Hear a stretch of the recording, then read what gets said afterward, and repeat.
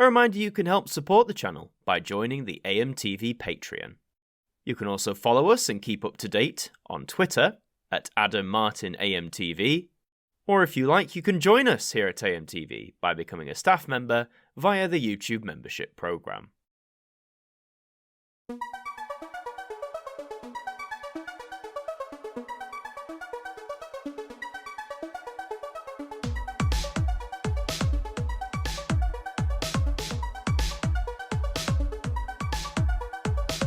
Hello, and welcome to the 100th episode of the Ident Review, the show where we have a good look and chat about the various television idents that we've come to know and love over the years. And for our 100th episode, we're going to do something really special, as we'll be taking a look at 100 idents from 100 channels.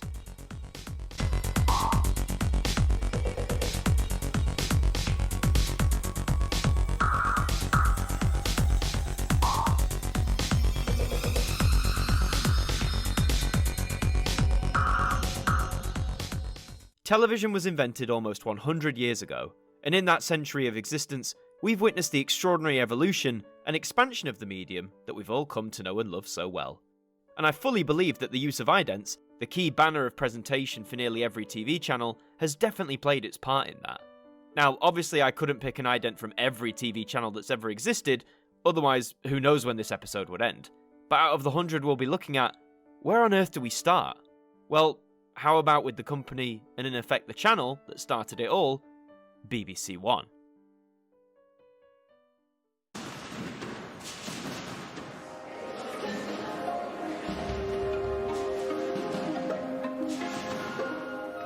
Bob Mortimer with one of the funniest stories yet, but is it true?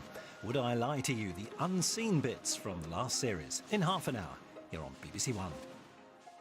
A very welcome improvement. Ever since the full debut of Oneness in early 2017, I and many others weren't exactly shy about voicing our disappointment with the new look. So finally, after 5 years, this new branding is such a breath of fresh air. Dubbed the lens batch by many, the central point of these new idents is a lens cutting across the middle of the screen, showcasing a different scenario to what's happening in the rest of the picture. It's a neat motif, and one I feel is subtle enough but also effective enough to the viewing eye. The example I chose here was the trampoline variant, taking place in a vast hall, but when the lens cuts in, we see the hall used for a meeting, as well as preparations taking place for a glitzy sort of ball in the evening. I've seen many refer to the lens motif as being a subtle reference to the globe, a feature that was a staple of BBC idents from the 1960s all the way up until the 1990s, and I'd agree in the sense that it's as much of a homage as the circles were to the globe back in 2006. But ultimately, I'm a big fan of the new look for BBC One. The new BBC logo looks great amongst the sequence too, and don't worry, I know many of you want a full review of all the lens variants, and I'm sure that will come sometime in the near future. But for now, we have 99 more idents to look at today, so let's jump to the corporation's main sister channel, BBC Two.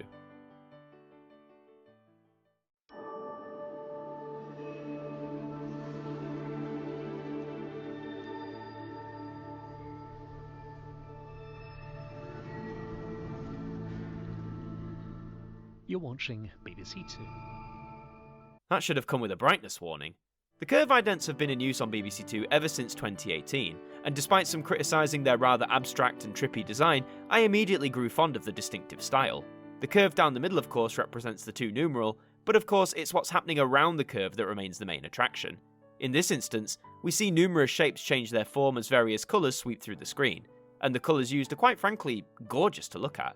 You get reds, blues, purples, greens, yellows, a whole array of shades are in use here, and when viewing in HD, they're nothing short of breathtaking. But continuing down the terrestrial path, let's take a look at an ident from the BBC's first, and still to this day, most major rival, ITV.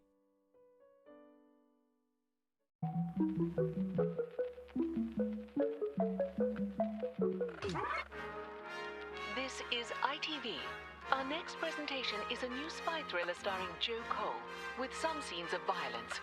Let's open the Ipcress file. Seems like we're going retro. To help support the new TV adaptation of 60s classic The Ipcress File, the other side decided to lean into the era, and produce a special ident reminiscent of the time.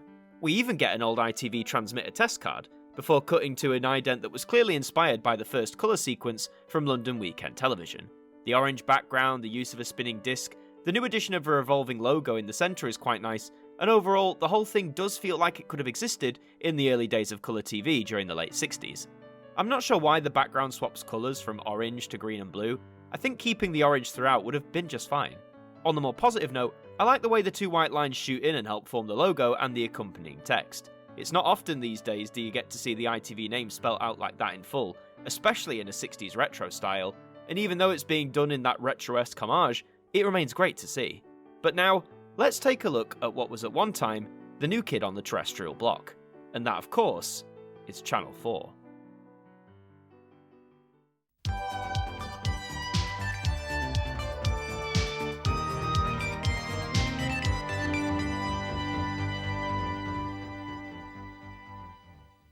Bet you can guess which decade this came from.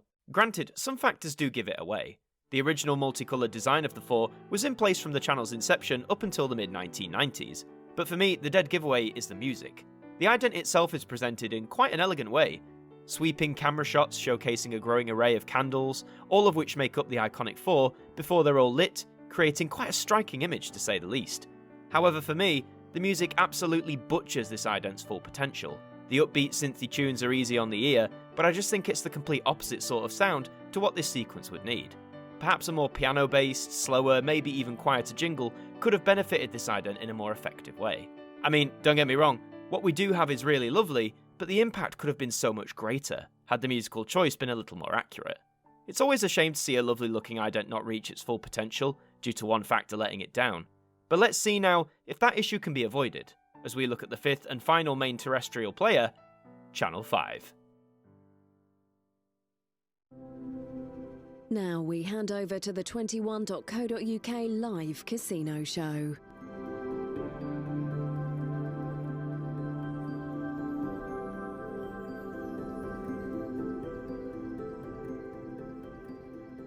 I had to include a little bit of Christmas in here somewhere. In terms of Channel 5's current look, which it has used for some years now, I've never really been a huge fan. It looks nice and sleek, and the colour variations are a neat addition, but they've never really captured my imagination and interest in the same way that other channels have. However, when I saw their 2021 Christmas variants, that's when I fell in love with them. The playout of the sequence remains the same, with the ridges of the 5 gradually rising, the camera focusing on different aspects of the overall shape, but etched into these ridges are bright glowing gold images, all of which represent and capture the magic of Christmas. The choice to make them bright gold I think was a brilliant idea, as it blends beautifully with the darker main colour of the ident and the final image, showing the 5, but with all of the images projected coming off it, it looks truly fantastic. The 5 numeral remains the key focus, but the festive imagery serves as a good complement, highlighting the time of year and helping to make viewers feel more cosy and in the appropriate mood. But now we move on to our 6th channel today, one that recently made a triumphant return to our TV screens, BBC 3.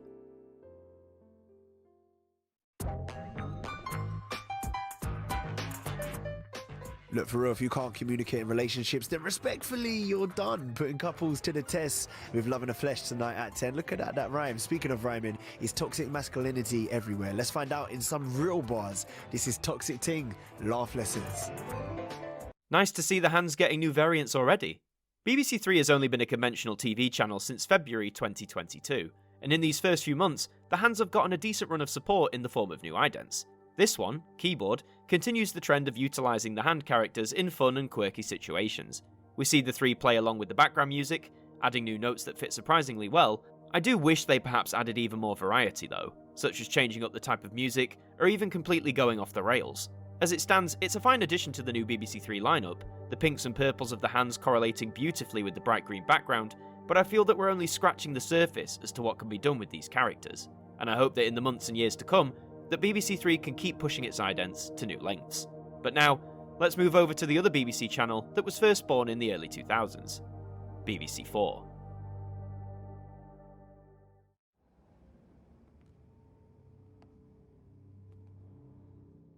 Now on BBC 4, a powerful and compelling monologue from an award-winning performance artist as she embarks on a very personal voyage.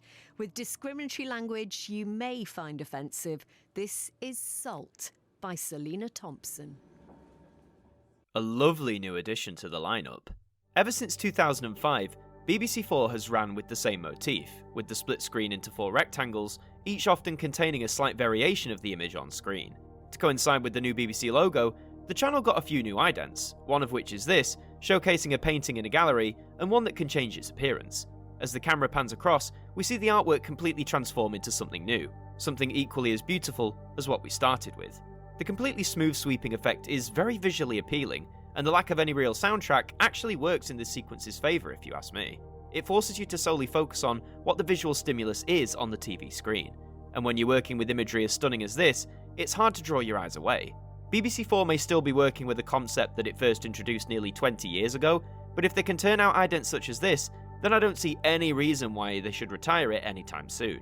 And now it seems only fair that we look at the sister channels of ITV. So let's start off with ITV2.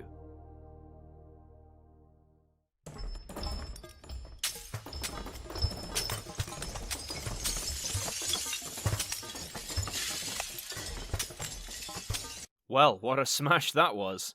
Ever since ITV2 introduced this concept for their idents of 2015, I found them relatively hit or miss.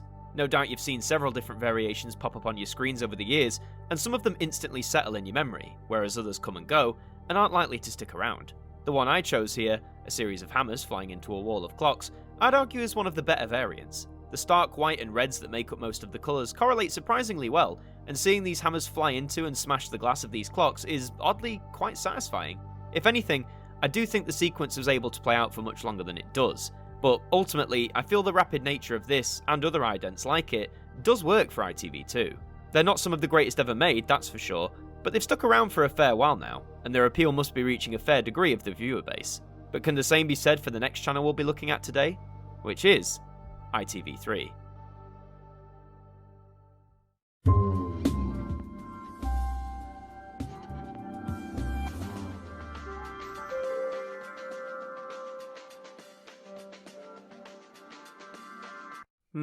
Doesn't really get you fired up, does it?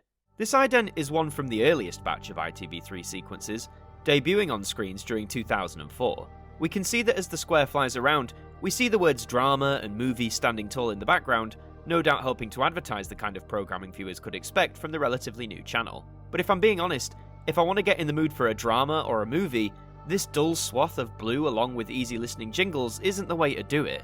The final image is nice enough. The blues mix well with the white of the text showcasing the ITV corporate logo of the time and the numeral 3, which itself echoes a very common design of the early 2000s. But this sort of presentation feels more laid back, less bombastic, and ultimately more low-key than a channel that is trying to boast its content within its main ident. As the 2010s came around, ITV3's idents definitely got a lot more interesting, but we've already covered those idents in full detail. So with that, let's close off on ITV for now by looking at the last of the numbered offshoots, ITV4. Coming up at 6:30, Jim Rosenthal is joined by rugby legend Martin Johnson. But first, a look back at the qualifying stages for this month's tournament. It's road to the Rugby World Cup. More of a sporty flair for this one. ITV4 was launched in 2005, and these idents mark the first rebrand for the channel, debuting in 2007. This variant shows the 4 numeral acting as a race car on the track, speeding around before jumping over to the rugby field, before scoring the points needed to claim victory, before then standing idly centre field to cheering fans in the background. What I like about sequences like this is that they aren't afraid to let their hair down and have a bit of fun. Giving the numeral of your channel name a personality is not necessarily a new concept, certainly not by 2007, but the way in which it is utilised by ITV4 remains charming nonetheless. My only major criticism is the lack of many colours. We have the silver of the 4, then mainly black and white, with occasional swaths of a teal, which match the standard ITV4 logo of the time. I get wanting to make it more stylised and tailored to your channel, but I think adding 2 or 3 more colours wouldn't have hurt. We're a 10th of the way through our mega celebratory episode, so let's crack on, and mosey on over to E4.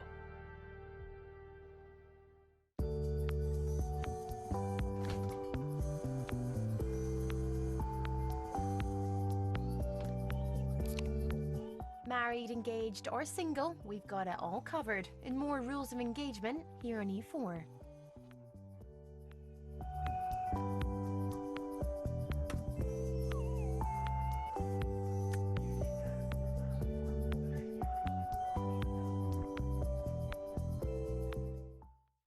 Good old Aoife. The characterful mascot of E4 Aoife was first introduced to the public in 2013. He appeared in numerous different idents, charming viewers all over the country.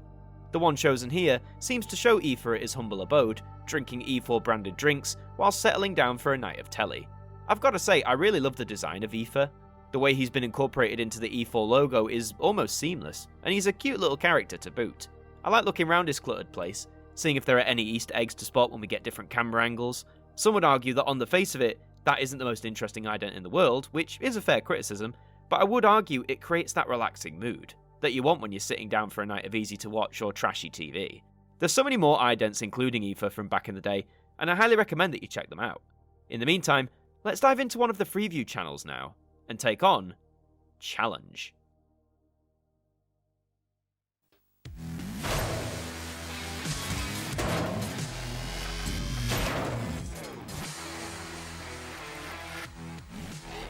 Wonder what was trying to break through. Truth be told, I never watched the Late Zone block of programming on Challenge. I was mainly in it for the never-ending reruns of Who Wants to Be a Millionaire. There were a few sequences made for the Late Zone in the early 2010s, and they're all, including this one, very simple in concept. All involve something breaking or bursting through to reveal the channel logo. In this variant, known as Metal, it's implied that perhaps something behind the metal is punching, trying to break through, and by doing so, is gradually revealing the Late Zone logo, which is in a pixelated style, which channel had adopted from 2011 to 2013. I really like the simplistic nature, and the punching effect sort of wakes you up to what's happening on screen. But if anything, I wish something had burst through. I'm not really bothered about what it could have been either, just something to really make the audience take note, and get in the right frame of mind for the upcoming programmes. I'm not sure if the Late Zone still exists on Challenge, but if it does, as far as I know, it doesn't have its own dedicated ident anymore. But a channel that is still coming out with unique idents is the home of witty banter itself, Dave.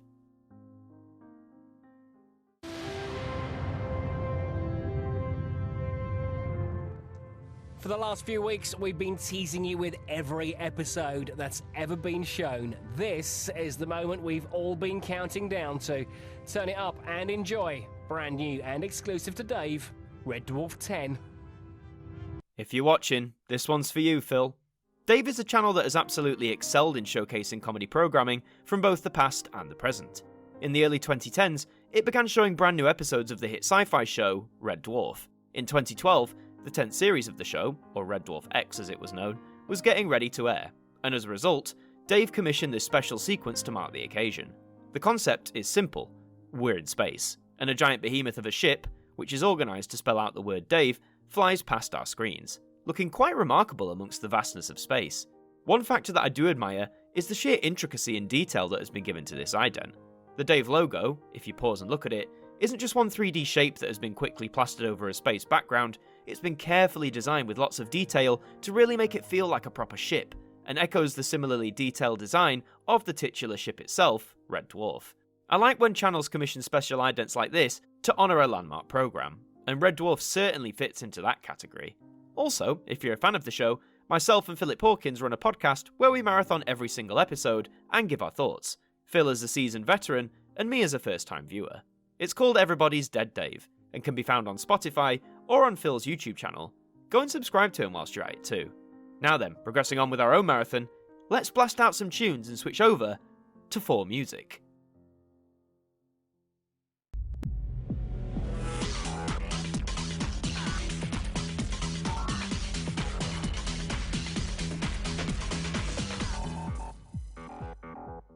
A mixed bag of a design for me. The main thing that I like about this sequence is the energy and the sound of it. For a music channel, mainly playing contemporary chart stuff, I'd argue that a fast, rousing beat like this is absolutely perfect to pique audience interest and set the tone. I also love the bright colours chosen, that shoot around the screen before gradually revealing to us the 4 Music logo. This first appeared in 2018, and we can see from the final image that the iconic pink tone used by 4 Music for years is still present. But my main criticism, similar to the ITV4 ident that we saw earlier, is that there doesn't feel like there's enough colour throughout. The 4 starting colours are bright and luminant enough, and the way they surge around is certainly visually appealing, but I don't know, the predominantly black tones of the sequence really suck a lot of the life out of the overall concept for me. I'll take notice of the final image, the music part of the name slotting in perfectly with the main 4 numeral, but I think 4 Music, at least ident-wise, has seen better days. But sticking on the theme, let's take a gander at the box.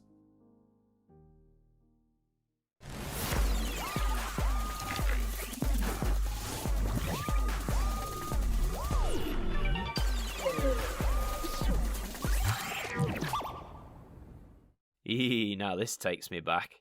As a teenager, I would spend several hours switched on to the box, watching the latest music videos from the pop charts. Their idents always did stick in my mind, particularly this one, first seen in 2013. We see a pair of hands hold a box, through which they see the world anew. Bright colours spring out from nowhere, as do various shapes and also some giant characters, all before the box morphs into the channel logo. A simple black and white affair, which I'd argue works for a channel simply named as The Box. There seemed to be a trend around this time of TV channels using an item, like the box here, as a window into a different world. If done well, it truly can be an engaging and memorable concept, just as I'd argue it is here. It gives the impression that the content on the box is infinitely more colourful, lively, and interesting than the regular everyday humdrum. I have many fond memories of the box, which for several years did bring me into that colourful, vibrant world, and I certainly had a great time being there. But let's delve back even further into my past with music-based TV, and witness the channel formerly known as Bubble Hits. Bubble Hits. Music TV, the way it should be. God, this is so 2008. Bubble Hits was a music-based channel that simply played music videos. As it so proudly boasts, music TV the way it should be.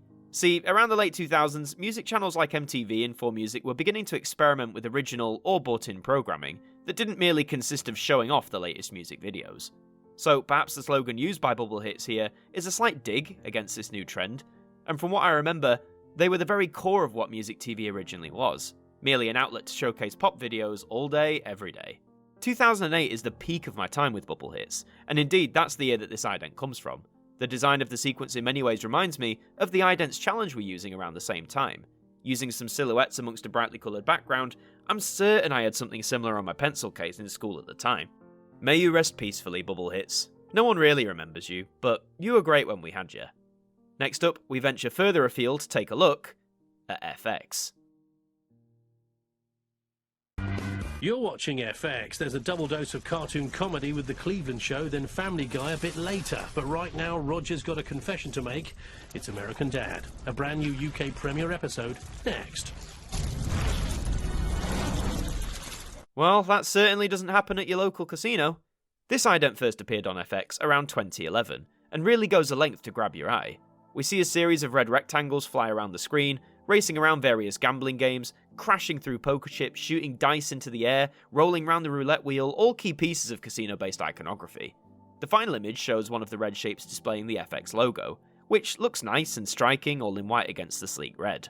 To use a motif such as a casino seems an easy option given how vibrant and colourful they can be, but when done well, they can really stand out.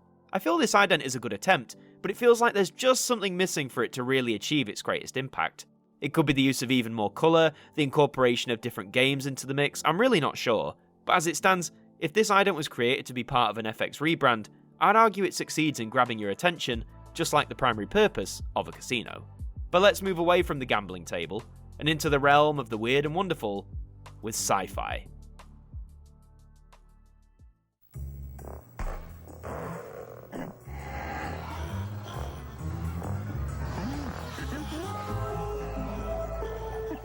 Well, this is strange. You'll note that this is in the era of Sci-Fi before they decided to change the spelling of their name for whatever reason. Debuting in the late 2000s, this certainly sparks the imagination, and to be honest, could definitely be seen in a cheap B-movie of the same genre. We see a guy pull a string of hair from his head, seemingly never ending, but what it's actually doing is removing the rest of his body, though he remains blissfully unaware. It's a funny sequence for sure, and one that was bound to stick in the minds of some viewers. The Sci-Fi logo by comparison feels very corporate and lacks a lot of personality for me, and it certainly doesn't echo the vast wonderful ideas of the science fiction genre. Especially when you have crazy idents like this that aren't afraid to lean into the wacky world of the abstract and imaginative.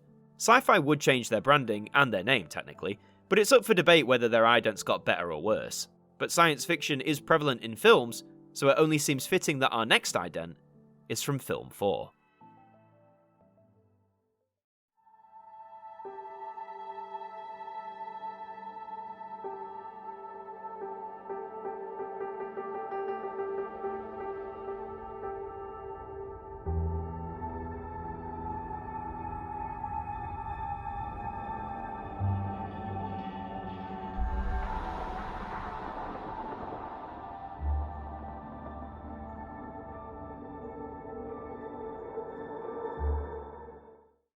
A very filmic sequence indeed.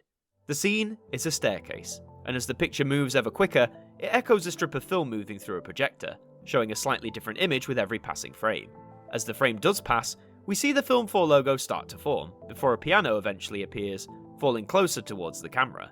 As it falls, it crashes past the Film 4 logo, breaking it up in exceptionally dramatic fashion. I really do enjoy this sequence. It captures that sophisticated look for Film 4, and many of its alternative idents also capture that feeling too. The red Film 4 logo is also visually striking, and I like that it doesn't immediately adopt the iconic 4 branding on the channel it offshoots from. Granted, the logo would eventually go down that route in the late 2010s, but this iteration of it will always be the definitive look for Film 4 in my eyes. The musical score also perfectly works with what we're seeing on the screen, all in all helping to create an elegant ident that I wish we saw more of, not just in Film 4, but in sequences across the board. Let's seal off our trip to the movies by taking a look at what Sky has to offer.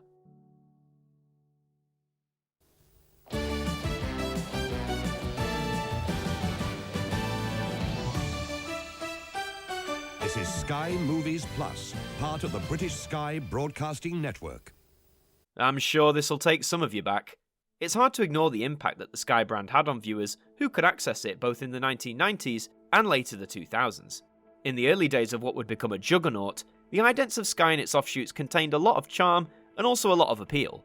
This one for the movie strand I think works a treat. It's bright and colourful, the music is perfectly upbeat and catchy, and the final image is gorgeous. It reminds me of a light banner that you would see displayed on cinema buildings, advertising the latest big feature coming out. It's a great example of all of the elements that make up the sequence coming together to form something magical. And sure, some of the design may seem dated by today's standards of course, but back in the 1990s, I bet this was seen as something new, something exciting, and something promising a whole lineup of quality films that were big at the time. Movie channels still exist in numerous forms today, but here in the UK, for a time at least, one channel that promised to contain the biggest and best lineup was indeed Sky Movies. Okay, 20 down, 80 to go. I told you this was going to be a long haul. But as we crack on, we're going to take a journey overseas, specifically to the United States of America, to see what idents our pals from across the pond use on their channels. We'll start with one of the big three, ABC.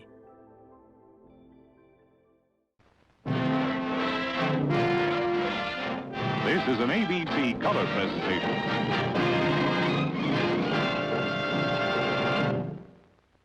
Very stylish indeed. The Americans were a fair way ahead of us Brits in terms of introducing colour TV, first doing so all the way back in 1954. Although adoption of new colour-capable sets didn't really rise until the 1960s, and to help usher in this new era, one of the national networks, ABC, created this simple stunner of an ident. I love the colours mixed as the shapes roll in, and when the ABC logo finally forms, it's nice to see a good bout of continuity in this new sequence. In the sense that the styling of the logo is the same as it had been for several years by that point, but the injection of colour helps an old familiar face feel like it has a whole new lease of life in it. Some would argue it's far from ABC's most memorable ident, but as one of the key iconography pieces of early colour TV in the US, it's hard to ignore the impact. Let's see some more examples from the other national networks of the States, starting with CBS.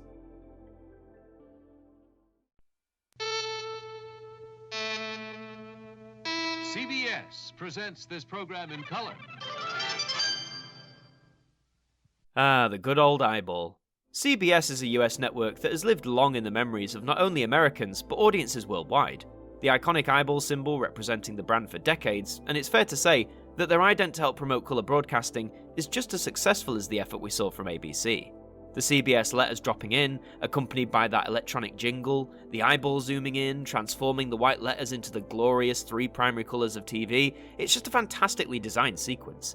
Again, taking the audience familiar elements like the eyeball and completely giving it a fresh coat of paint, quite literally in that sense as well. Well, if ABC and CBS presented great colour idents in the 60s, can the third national network do the same? Let's find out as we have a gander at NBC.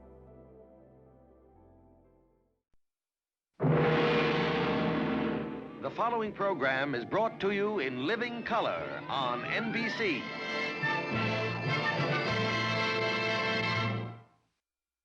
From eyeballs to peacocks. Just as millions associate the eyeball with CBS, equal amounts of audience members associate the colourful wings of the peacock with NBC, the third of the big three.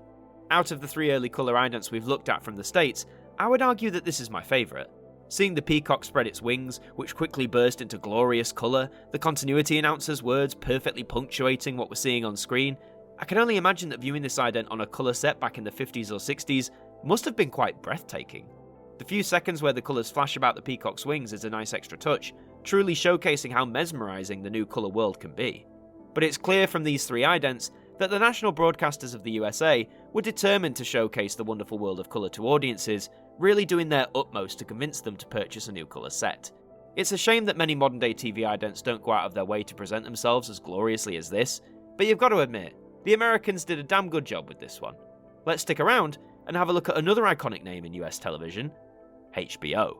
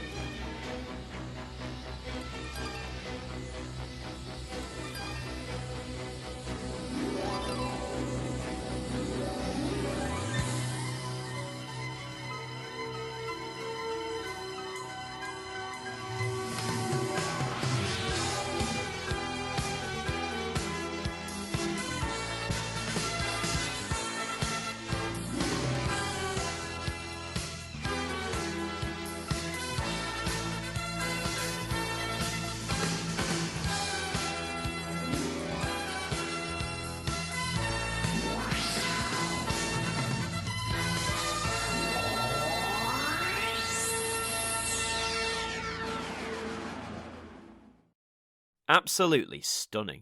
This particular sequence from HBO is often heralded as being one of the most iconic sequences in all of US television. The home box office first started up in the 70s before really taking off as the 80s came around.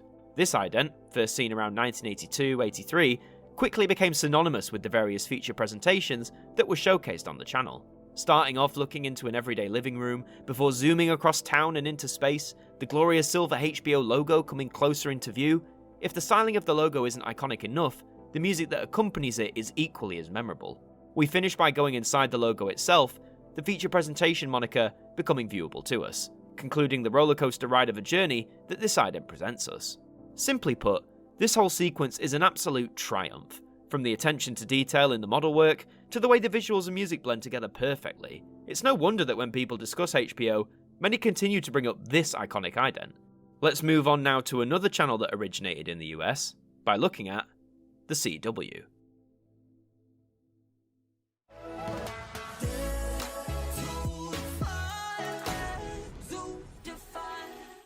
I'm telling you, a lot of these more modern sequences just don't have the same punch. I'm aware we live in an era of shorter attention spans and the like, but that doesn't mean you can't produce a short ident that still manages to have something unique and memorable about it. For the CW, whilst the logo is arguably recognisable, this sequence from 2017 is lackluster in so many ways. The colour scheme chosen can work, but the ident doesn't really utilise it to the best effect. It comes off as feeling very dreary and dull. The tagline used here, "Dare to Defy," honestly for me just comes across as a bit cringe, not helped by the overproduced pop rendition of the slogan heard as the soundtrack. The actual concept of defying I'm absolutely behind, but again, the way in which it has been incorporated here just doesn't work. I'm hoping our next ident packs more of a punch, so let's see if it succeeds as we jump ship to Nickelodeon.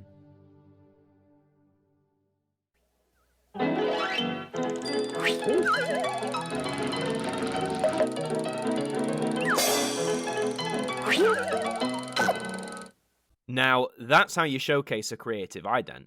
You may remember that we've covered a vast selection of Nickelodeon idents before, in 2 different episodes looking at some of the earliest efforts from the late 70s all the way up until the present day. This particular sequence comes from the first great boom of the channel during the 1980s, when the iconic orange slime motif was first seen by viewers, creating a brand that would only grow from strength to strength as the years passed on. The idea of a flipbook being the central concept is certainly a great choice, more so given that most idents Nick used in the 80s were of the hand-drawn animation variety. In such a short space of time, we see how the Nick logo can be adapted so easily, from being a hat, to a plane, a tree, and so on. The old-timey music that accompanies it echoes back to the days of silent film, further emphasising that dialogue isn't necessary to create an engaging piece of visual art. Some would argue there are many more iconic Nick idents from this era, but I've always had a soft spot for the flipbook, an often underrated sequence which holds up just as well as many of its peers. Speaking of peers, let's check out an ident from some of Nickelodeon's competition, starting with Cartoon Network.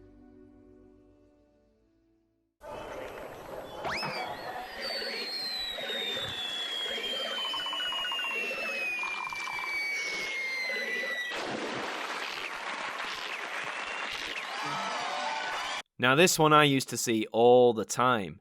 I only really had access to Cartoon Network from 2007, which is around the time that this ident first debuted. We see a man jump from a diving board, performing a varied and improbable bunch of tasks before hitting the water. The judges all score 10, the N2 hold up the Cartoon Network logo, which by then was often abbreviated to just CN. It's nice to see an ident that doesn't use one of the golden age staple characters that were seen on the channel at the time. Such classics include Dexter's Laboratory, the Powerpuff Girls, and Ed, Edd and Eddy, to name a few. Granted, character-based idents are fantastic, especially the ones seen for Cartoon Network, but similar to Nickelodeon, I wanted to give the spotlight to an ident I remember seeing a lot growing up, and whilst it doesn't contain a popular character, I think it has lots of charm on its own. It's quite a simple concept when you break it down, but those straightforward ideas are done by Cartoon Network so well, and arguably showcases why cartoons have been so successful over the last 100 years. But speaking of a channel I remember showing nothing but classics, let's have a swing of the Boomerang.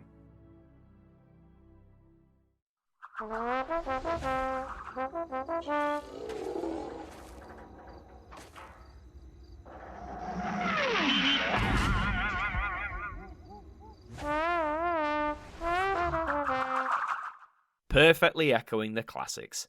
Boomerang is a channel I'll always remember seeing when on holiday, a place where all of the classic cartoons would find a home, a place where I'd see many of them for the very first time. This variant arguably encapsulates one of the most popular cartoon tropes of all, featuring Wile E. Coyote attempting to capture that dratted Roadrunner. He attempts to use the Boomerang logo as a spring, but of course it doesn't go quite to plan, with the poor lad getting caught up in the logo instead. This version of the Boomerang logo itself is one of its most memorable, a simple string-like motif, but one that can be infinitely adaptable and interchangeable with its idents, just as we've seen here. I know people complain that the more modern Boomerang idents lose sight of that classic sort of vibe, but variants like this will always be held dear by those who remember viewing them. As particularly for the younger generations of the time like myself, Boomerang was our introduction and education into some of the all-time greats of classic animation. But now, we return back home to the UK, to take a look at how our own efforts in children's television pan out. We'll start with none other than CBBC.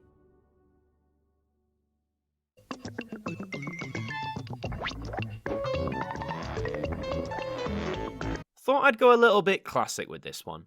We've done a couple of episodes on CBBC before, one going through their entire history, and another solely focusing on the 2016 ident set, which is still in use today. This one comes from a set introduced back in 1997, over 25 years ago. This was around the time that the children's block of programming was first seen as CBBC, with all of these variants adopting a yellow and black motif. This colour scheme is either loved or despised. I must admit, I wasn't a great fan when I was younger, but I've grown more warm to the yellow and black stylings as time has gone by. We see a cat eagerly waiting for a mouse to appear from its home, only to be duped by a classic glasses and moustache disguise. It's a very well-worn trope, but for the purposes of this ident, I believe it works just fine. Children's programming in the late 90s covered so many bases, from classic cartoons to brand new ones, as well as live-action sitcoms and game shows to boot. So to create a sequence that harkens back to the Tom and Jerry era, if you will, it really is quite a nice touch for CBBC. But of course, with every channel comes competition, so let's view an ident from CBBC's main competitor, CITV.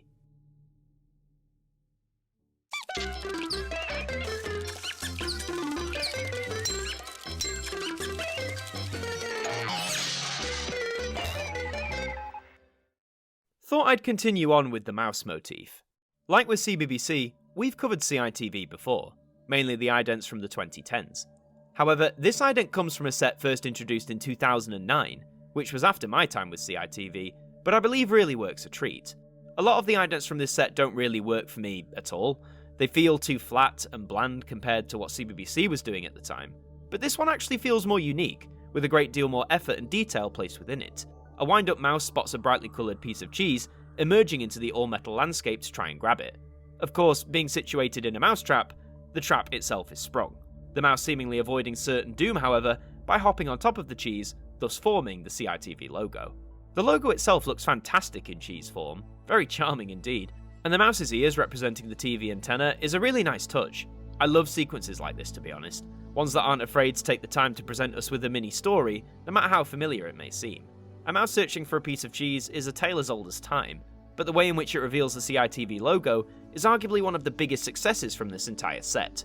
But now we go back to the earliest heydays of cinema, brought back by a channel that caters for the classics, Talking Pictures TV. Secrets, mysteries, lies and spies, pitfalls and pratfalls, slapstick and banana skins, horror and chills and features with creatures, cops and robbers, spies and assassins, frolics with fun and fantasy with fear. The world's a stage, and all these are here. Talking Pictures TV, bringing it all back. Now, doesn't this make you want to grab your popcorn? You could argue this is more of a promo than a traditional ident, but the way in which it executes its concept I think is too good to ignore. Talking Pictures specialises in broadcasting old films and TV shows, mostly black and white, and often forgotten and overlooked projects at that. The rousing words of the continuity announcer, which perfectly captures the thrill of going to the movies back in the old days, sets up the kind of programming that viewers can expect. The final logo is a great homage to the past also, a retro-looking TV, complete with aerial, an old-fashioned radio mic being in the centre of the picture. All in all, this is a sublime way in which to give the classics a new life and expose them to new audiences. In fact, Talking Pictures experienced quite a boost in viewership during the pandemic, gaining audiences of up to 6 million during its peak. So it seems the classics aren't gone for good yet. We're going to stick with the artistic theme, as we now look at an ident from none other than Sky Arts.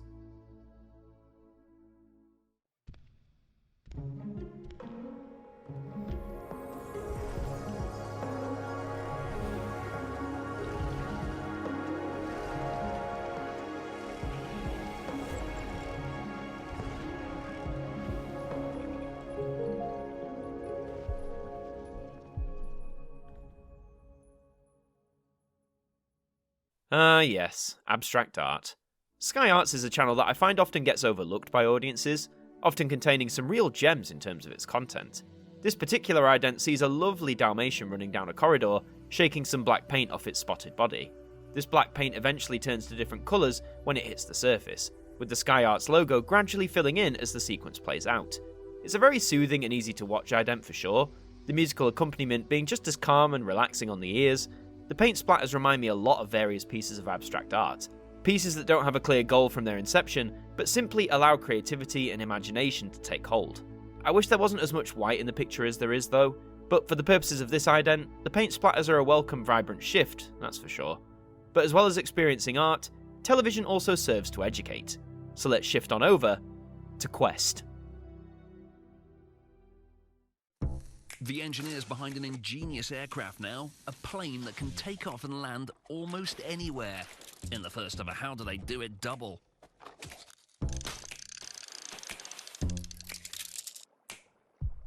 I'd have never been able to come up with something like that at school.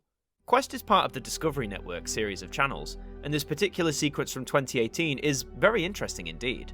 This form of engineering, several items linking together to achieve a common goal, is again a trope audiences have seen numerous times across both TV and film, but the way in which it is implemented here isn't for comedic effect, more for the charm and intrigue.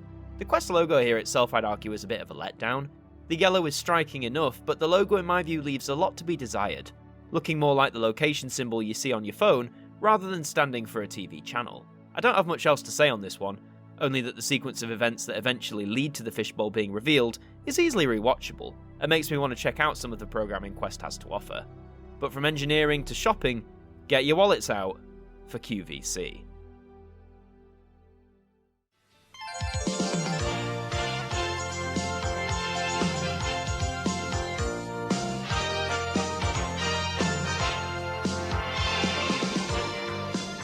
In the next hour, QVC, the shopping channel, presents personal high-tech products.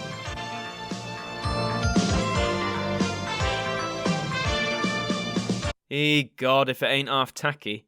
QVC is, as its subtitle suggests, the shopping channel, and as such, a whole array of dreary, useless items often get peddled on there amongst high-quality wares too. Several memes and parodies of QVC have been seen over the years, and this ident from 1993, for me at least, fully exemplifies the tackiness and blandness of the channel. The gleaming gold QVC letters feel overly produced and come off like one of those fake gold necklaces you buy on holiday rather than anything of actual quality. The drab grey background does nothing to add any sort of personality to the channel, and the music, whilst bombastic, sounds like the most stock, generic, and again tacky kind of late 80s, early 90s synthy sounds that a Casio keyboard could throw up. Honestly, it's just bad. Just plain bad.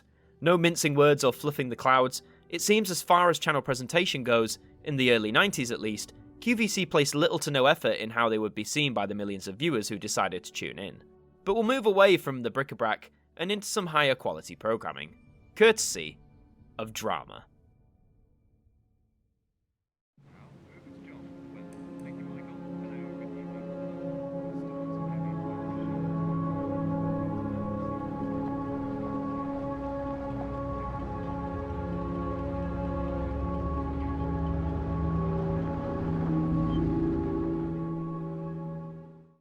A very intriguing setup. Drama is part of the UK TV network, and as its name would suggest, showcases drama programming to its viewers. This ident, part of a package first seen in 2013, I think nicely captures some of the key elements that adorn the biggest of dramas. Someone seemingly turning in for the night before peeking out the window to see a car pulling up across the street. This setup raises several questions, which is exactly what you'd want an audience to do when watching a good drama. The drama logo itself that concludes with the ident I'm a bit mixed on. On one hand, I do like the purple tones it uses, they're very striking, but I think the use of the D letter is unnecessary. I think you could use the word drama in unique ways that blend into the actual ident, whether it be spelt across a house or a wall or something like that. As is, it feels like the logo is just being slapped on over the top, which looks fine, but sort of ruins the atmosphere and vibe of what the ident is going for. Nevertheless, I recommend that you check out this set from Drama, as each of them adopt a different concept that feels so linked to the genre of drama. But away from scripted stuff, we move to the monotonous yet surprisingly popular world of reality television, catered for by ITVBe. In an hour, we're hanging out with the stylist at the Gatsby salon in brand new Jerseylicious. Now though, yes, I know it's almost lunchtime, but we've got a dinner date lined up in Kent. About as bland as most reality TV. ITVBe isn't a channel I would naturally switch over to, but I believe any kind of ident from any TV channel deserves a fair shot. Unfortunately, it seems that any real attempt at creating a lasting impression was sacrificed for something quick and easy. We see a series of donuts flying around the screen and the ITVBe logo, and that's honestly about it. After quite literally 1 second, after you've registered what's happening on the screen, there is virtually nothing more to take in. I understand that reality TV is a comfort to some and easily digestible as a format, but for me, I've never understood the appeal nor found it interesting. And unfortunately for ITVBe, my thoughts carry on over to its idents. Maybe one day they'll improve, but only time will tell. Let's see if one of the biggest movie studios on the planet can create a stronger impression on the small screen, as we take a look at one of the offerings from the Paramount Network. This is Paramount Network, the home of big names and big characters.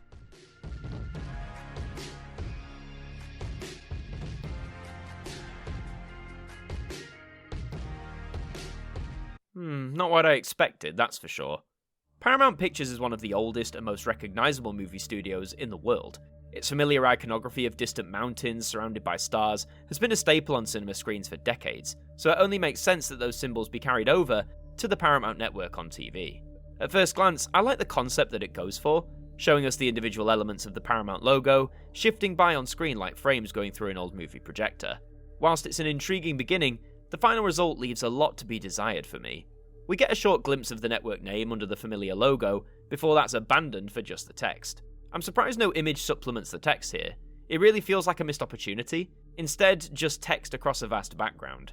Also, I don't think that the music we get here goes with the ident at all. By retaining the classic Paramount imagery and font, I would have thought a more classic sounding piece would have fitted better. Not to say what we have is bad, I just don't think it gels well with what we're presented with. After all these idents, I'm feeling a little peckish. So let's see what's on over at the Food Network.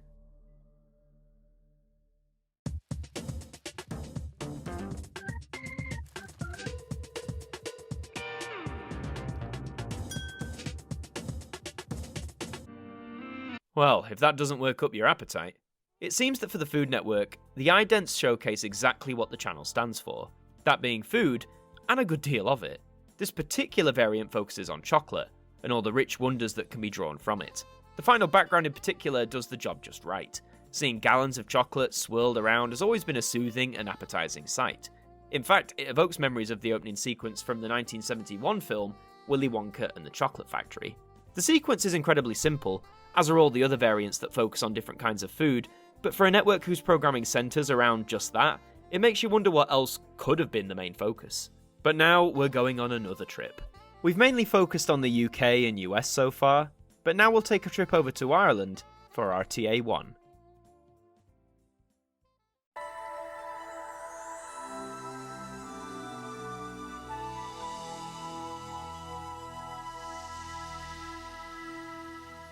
Very captivating indeed. RTÉ One is one of the oldest and most popular television channels to be broadcast in Ireland, first debuting at the end of 1961. It has gained the affections from millions of Irish viewers, and its idents gradually evolved with the times also.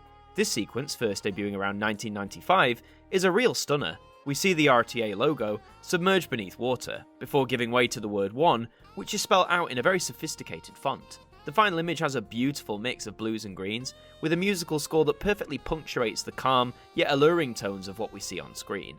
As Ireland's flagship station, this ident is simply wonderful to watch. It feels classy, appealing, warm, and really beautiful to view and listen to. I hope someday it gets a HD remake of some kind. Those blue and green tones deserve to be seen in a higher quality. There's tons more idents across RTÉ One's history, and perhaps one day we'll delve into them at some point.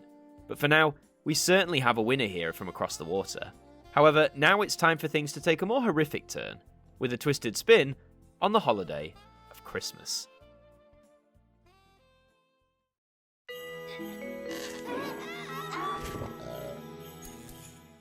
Now, come on, you chuckled a bit. The horror channel is no stranger to us here on the Ident Review, as we took a look at many of their idents from the 2010s. However, these Christmas offerings are very humorous, keeping the horror theme whilst also bringing some twisted laughs for the Christmas season. I love the final horror logo in these sequences too, the familiar imagery of Christmas lights against the bright blood-coloured red that horror viewers are so well accustomed to. I always enjoy when channels let down their hair a little and have a little fun with their presentation, and despite often presenting idents that appropriately reflect their namesake genre, these Christmas efforts from horror are both charming and effective. We're going to take ourselves back across the pond to the United States, to take a look at a channel that gave audiences some truly timeless programs, as well as showcase imports from us here in the UK. And I'm of course referring to PBS.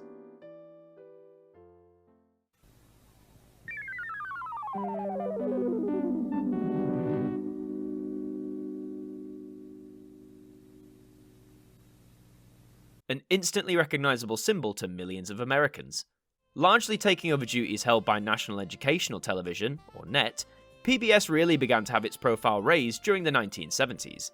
This ident is arguably the most memorable of PBS presentation, and it's not hard to see why.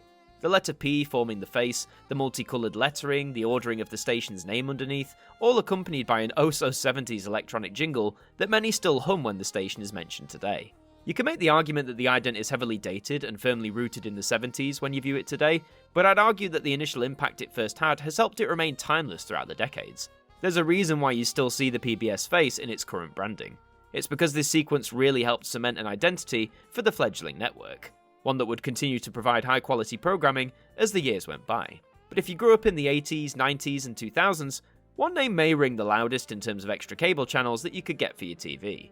It's none other than the Disney Channel.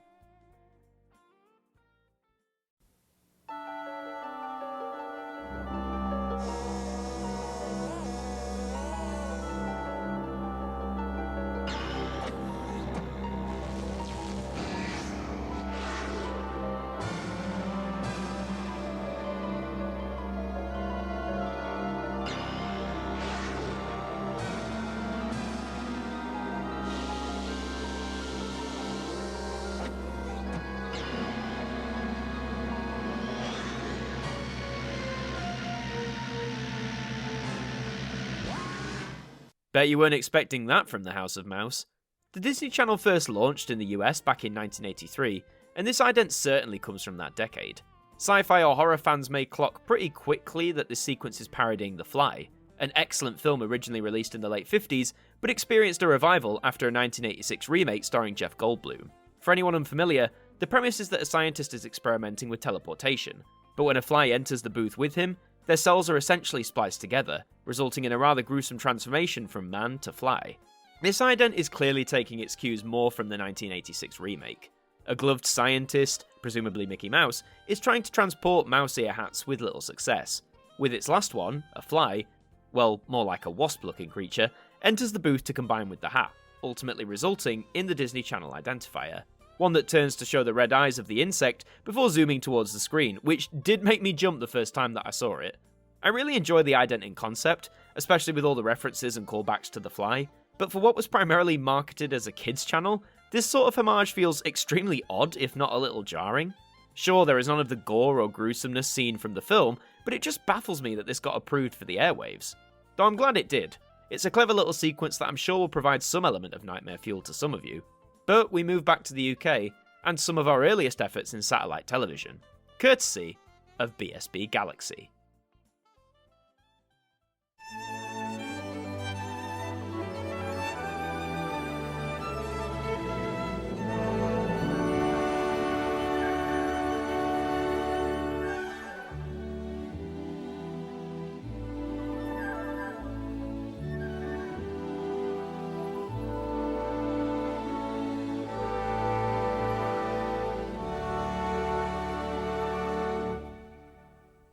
A glimpse of what could have been. Despite BSB ultimately losing out to Sky, it gave everything it had when it had its place on satellite television airwaves. For one of its channels, Galaxy, the ident presented here feels very sophisticated. It feels warm and classy, the music helping us feel like we're soaring through the stars, the same stars that fly around the screen continuously, all orbiting the central Galaxy logo, which sits amongst the blues, yellows and origins that swirl around it. As discussed with drama, I'm not a massive fan of channel symbols simply being the first letter of their name, but I don't find this one as egregious. If I could make one nitpick, I do wish there had been more movement in general, perhaps the camera soaring around with the stars before settling on the Galaxy logo. That could have really helped increase the immersion and engagement that this ident already provides. All in all, this sequence for BSB Galaxy stands as an early triumph in the realm of British satellite television. It makes you wonder, had it not been at war with Sky, just what kind of idents we could have had ended up seeing. You may be interested to know that this ident was designed by Martin Lambie-Nairn and his team, a man who was behind some of the most iconic idents ever seen on television. In tribute, after his sad passing in 2020, let's take a trip through some of his work, both home and abroad, starting with another ident from the BSB banner, that being the BSB Movie Channel.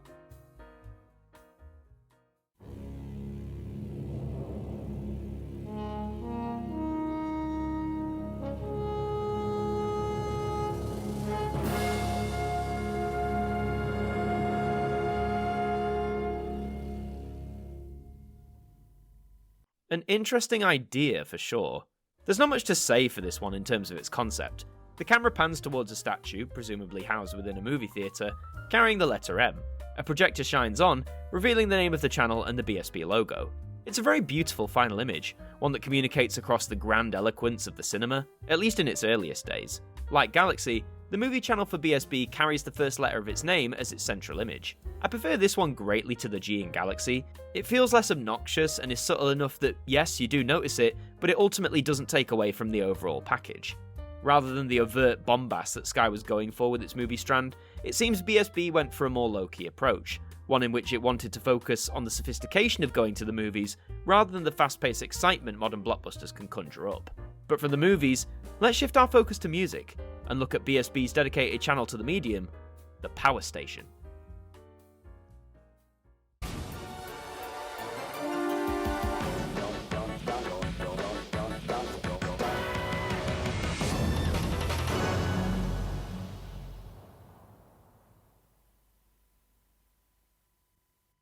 Not gonna lie, I really dig this sequence.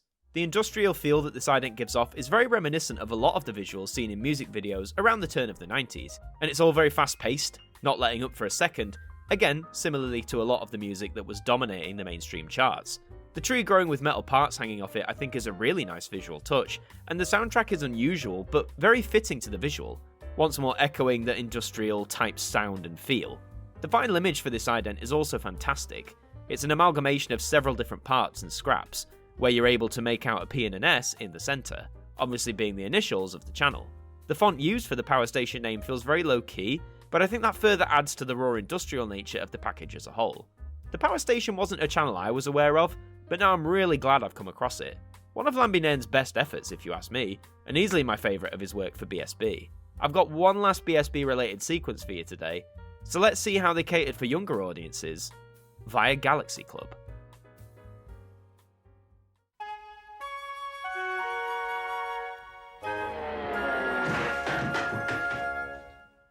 I will always appreciate an ident that can make me laugh.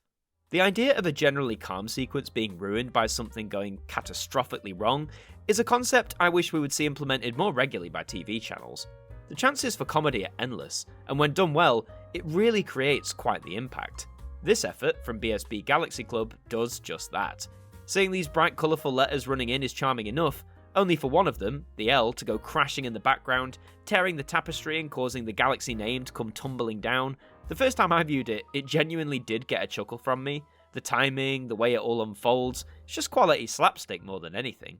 It reminds me of the 1999 ad for the original Super Smash Bros. Video game, the calm, serene world of Nintendo that suddenly plunges into absolute chaos. This ident isn't as intense as that, but I would argue the similarities are there.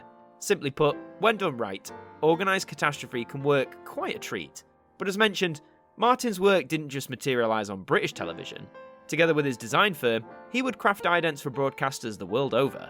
So let's jump over to Scandinavia and see his work on the channel known as TV1000.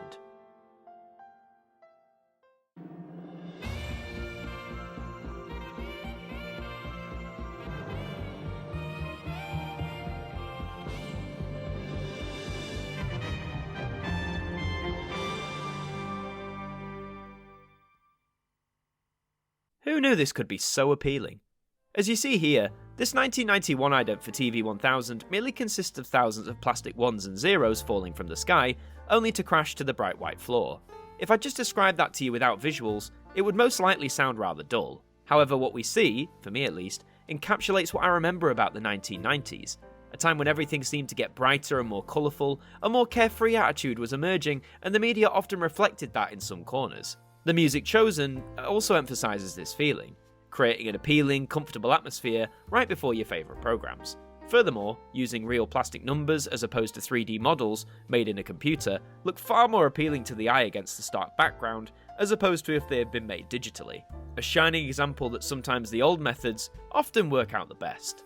We continue our stay in Scandinavia to see Lambinen's work on TV5 Nordic.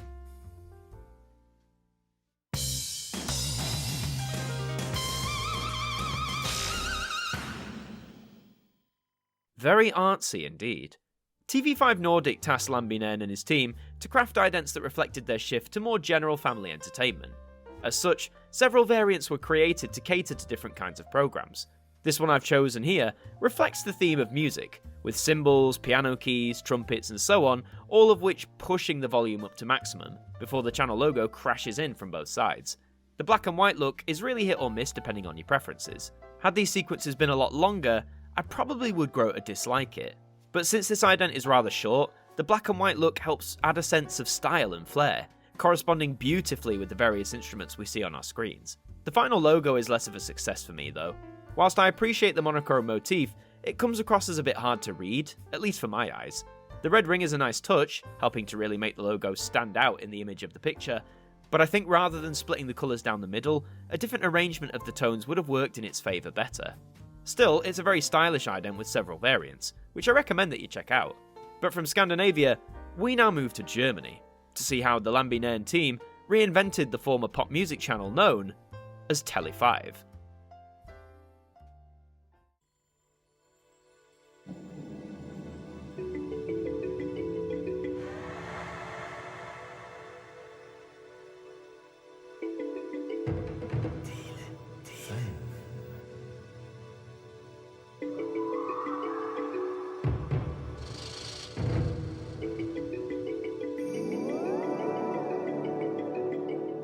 Increasingly abstract, but just as colourful.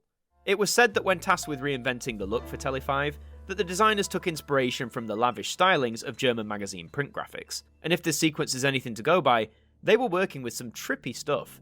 We see a series of different performers all stylized differently, though all embracing the theme of dots, some more subtly than others. Why dots? Well, the Tele5 logo had been for some time, and continued to remain, in a dot-like shape, given a slight tweak by the designers. The combination of red and white has also been quite striking for TV logos, and in many ways, it feels ahead of its time. For Channel 5 here in the UK would adopt a similar red and white dot styling almost 20 years later.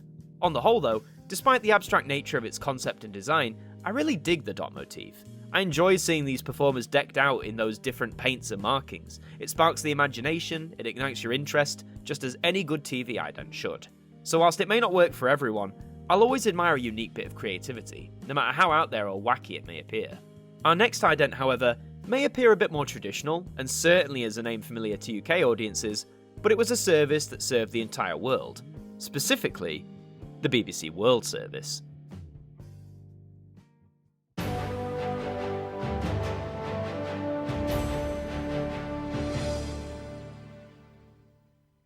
Very sleek indeed.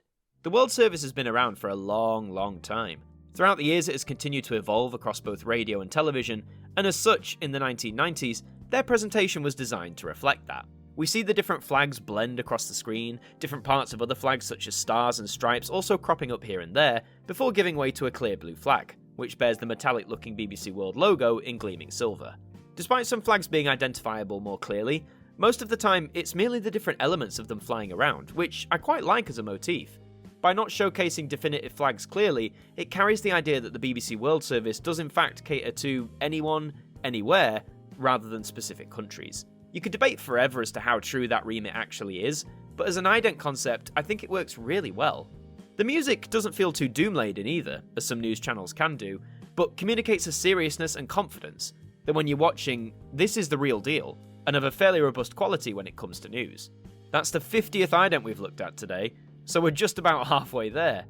Let's carry on and continue our tribute to Martin Lambinene's work by looking at his contribution to Portuguese broadcaster Quattro TV1.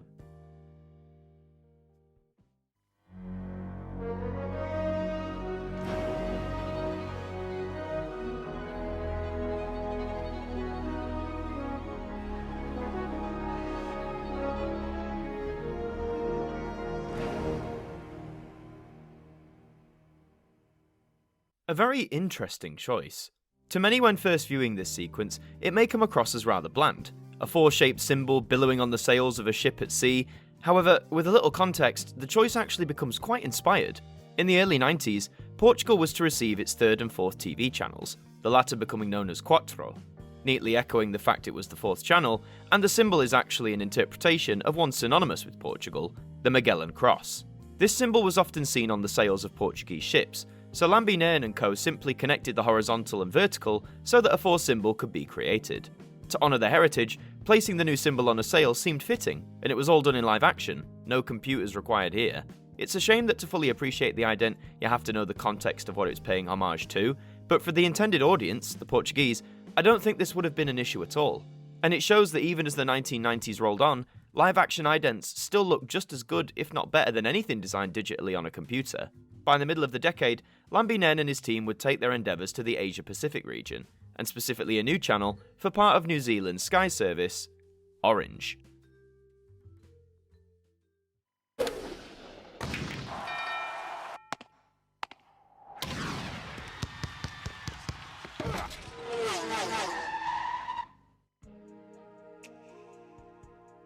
Well, who knew an Orange could do so much?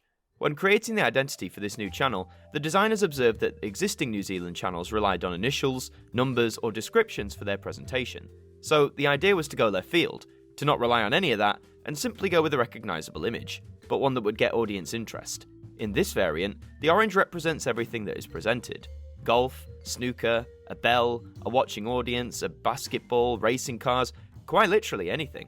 The final image I find quite nice too. The orange has settled in the middle of the picture, bathed in lovely blue and orange tones, reminiscent of BSB Galaxy. And to be honest, the central idea of pipping the audience interest absolutely works here. With a fast-paced intro, you're still quickly able to work out what the orange is representing at any given moment, and by the time you catch your breath at the end, you're readily engaging in what programming will be coming your way. The complete absence of any text is a great touch, and a motif I'd be curious to see more broadcasters try out. For you know the channel that you're on, because on New Zealand at the time, there really wasn't any other presentation quite like this. Certainly one of my favourites from Lambinen's international output. We'll return to Europe for our next ident, one from a channel that spawned from French and German collaboration, ARTE.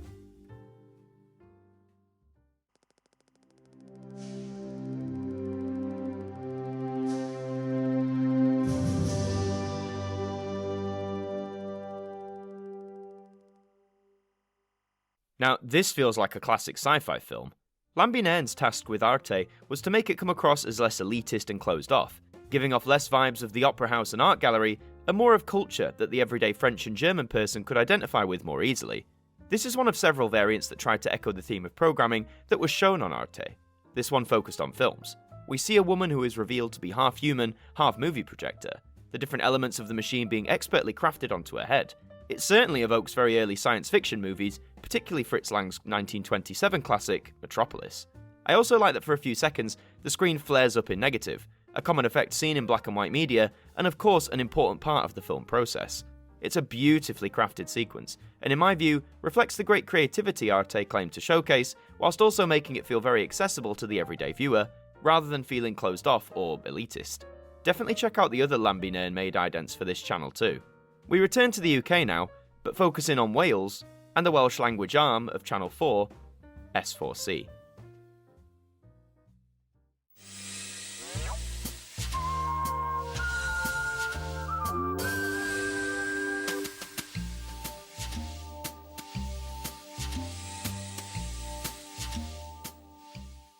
Great to see homages to the Welsh dragon. S4C had been around since 1982, but by the turn of the 1990s had acquired a reputation for appearing a bit gloomy and almost as a much smaller player in the UK TV scene than even other Welsh-based companies. However, Lambinen decided to reinvent the presentation by focusing on the most prolific piece of Welsh iconography around, that of course being the dragon. The set revolved around taking normal everyday objects and manipulating them in various ways to represent the dragon, even some breathing fire in certain instances. The one I've chosen here is the steam iron, which, when you first view it, you may be wondering where the links to the dragon are, outside of the predominant red colouring, but you may notice that the cord represents the tail, the steam rising being the fiery breath of the beast, and the glowing red light representing an eye. When it all clicks together, I think it looks great. Nice too that throughout this ident and most of the set, the urge to show the actual dragon itself is resisted. Instead, including links to it through the use of everyday items is both clever and also very easy to relate to and connect with. And for those Welsh viewers, it not only boosted perceptions of S4C, but it also ignited a sense of pride, knowing the symbol of their flag was present on the television constantly. Let's return now to the golden age of movies, specifically represented this time by the US-based channel, Bravo.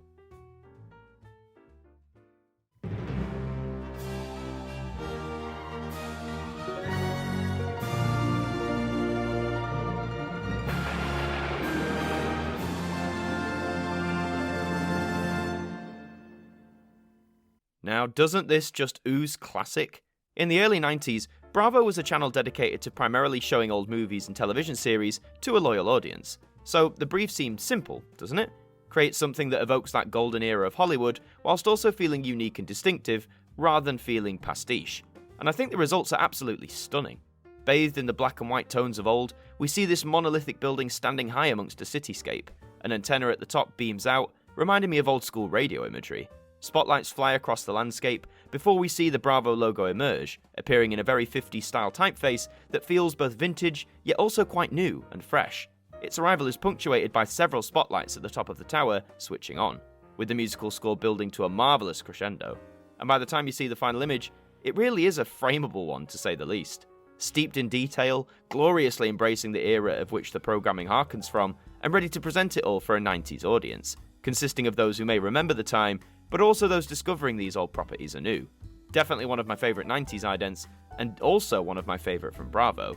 Far superior to the weirder stuff they would churn out towards the end of the decade, but we've done a review all about those if you're interested. But now let's venture back into Europe, specifically to Switzerland, to look at Lambinen's work on TSI.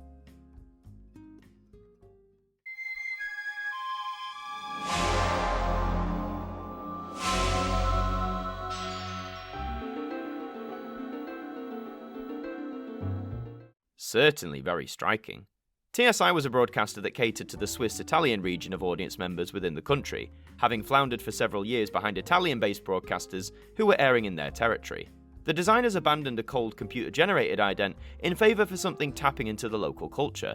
Filming in several locations across the region, incorporating a mask motif that blended Swiss and Italian styles, the result is a sequence that feels incredibly artistic, yet also relatively simple. The blends of colours are really well done, and the use of local locations would have helped create an arm of connectivity with the audience.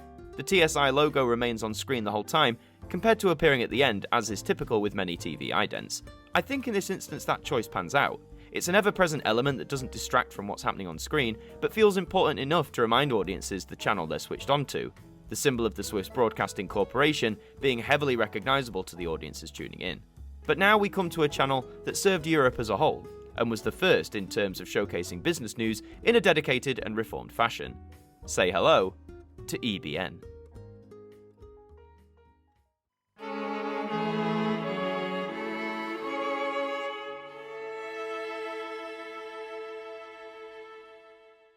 Formal, yet not cold. Business often has a reputation for being very calculated and a very cold profession, one without much life and emotion to loosen everything up. That central statement is always up for debate, of course, but for EBN, which launched in early 1995, I think it certainly argues against that perception. One of its central remits was to redefine how business news was presented to audiences on television, and one key way to achieve that would of course be in presentation. In this variant, we see a daisy swathed in unnatural colours, which change and flow around the screen before the EBN logo appears, housed within a roundel. I like this approach for EBN, as the concept is inherently simple, the timeless image of a flower, but it isn't afraid to go against the conventions. Rather than simply show it bloom or wave along in the breeze, mixing and morphing the colour schemes all to a beautifully played string soundtrack, it really does work a treat. I'd imagine for those tuning in with an interest in business, it's a welcome break from all the statistics and formalities, to have a bright, vibrant ident with some soothing music play between programmes. Another great instance of the Lambinaine team being tasked to revolutionise a channel's look, and succeeding by going against convention. Let's see how they handled another channel with Europe at the heart of the branding, Eurosport.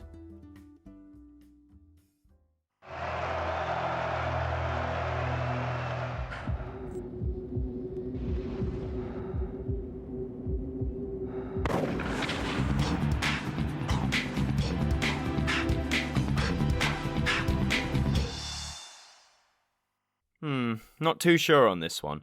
It's rare that I consider an ident from the House of Lambinaine to be a miss, but this one certainly comes the closest of the ones we've looked at so far. To focus on the positives to begin with, I like how it encapsulates some of the key principles and elements of sport. The tension, the preparation, the sheer rush when events get underway, and it's all shot and shown quite nicely. But when we segue into showing off the Eurosport logo, which does look nice and sleek for 1996, I feel it takes too much attention away from the actual interesting parts of the sequence. The music too feels a bit out of place.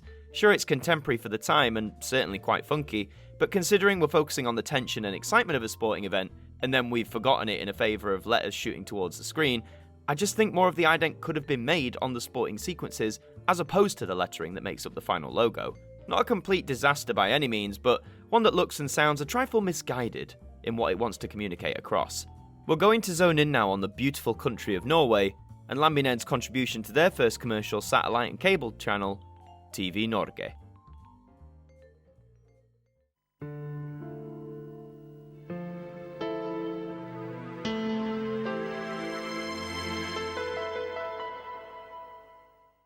Now, how gorgeous is that?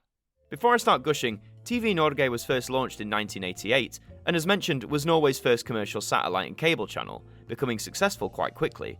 However, with increased competition in that field as the 90s rolled in, a rebrand in 1995 was required to cement the channel's place amongst the Norwegian audience. This set from Lambinaine is stunningly simple, yet immensely beautiful in its elegance. The variant I chose consists of raindrops falling to the ground, piano keys chiming perfectly with the impact, whilst the national colours of Norway battle to dominate the picture. Eventually we see the TV Norge logo, which again appears in time with the piano, and whilst I'm not a great fan of the overall logo design here, it's salvaged by the ident as a whole. It's wild how nothing much actually happens aside from raindrops splashing to the ground, but as I've said numerous times before, a simple concept can blossom into something truly remarkable. And for TV Norge, this ident set designed for them by Lambinaine really echoes that ethos completely. It's been one of my favourite discoveries whilst putting this episode together, and I couldn't recommend enough that you check out other variants from this set. But now, in what will certainly be a left field turn for me, we're going to look at an ident that is from a Christian TV channel, and that channel is named ARC 2.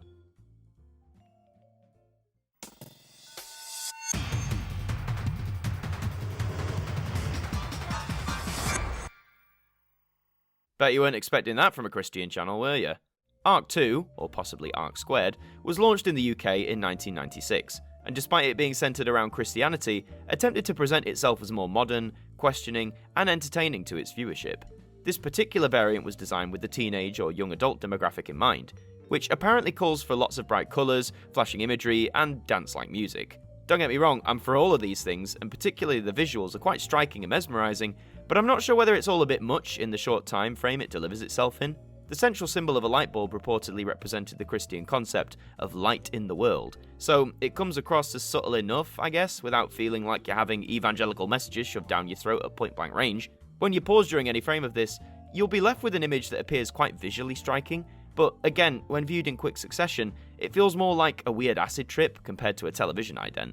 And hey, maybe that's what they were going for in order to win over the younger crowd, but I personally think whilst it has some nice ideas, it doesn't succeed overall.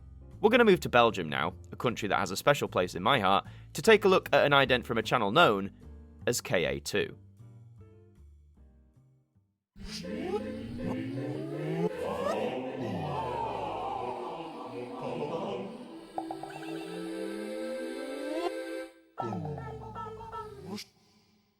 Trippy stuff, isn't it? Belgium's first Flemish commercial channel was VTM, which first launched in 1989. By the mid-90s, a second channel, aimed at younger audiences, was launched, this being KA2, or Car 2, or Car Squared. Confusing. The ident we see here certainly showcases elements that indicate it's going for a younger crowd. Lots of bright colours, an interesting musical score, and strong visual look to finish. The central concept is like the paint ident seen on BBC Two in the same decade, but played in reverse. Rather than the paint splattering against the symbol, this time we see it all withdrawn, which is strangely satisfying to view, if you ask me. The KA2 logo is interesting too. The KA section almost looks like one of the squares on the periodic table, just to throw you back to your high school science class for a second. Equally, at first I wondered if this was meant to be stylised like some sort of mathematic formula, with the two possibly representing the designation squared as opposed to the standard numeral. No matter its intention though, it's a look that feels familiar, but also very adaptable, which you can see if you take a look at some of the other KA2 idents from this set. Each have their own little gimmick going on, but each of them are just as interesting as the last. So, we've almost dedicated one whole fifth of this special episode to the extraordinary work of Martin Lambinaine and his design teams. To close off, I wanted to showcase some of their work in the 21st century. Sit back and enjoy the view from Sky Atlantic.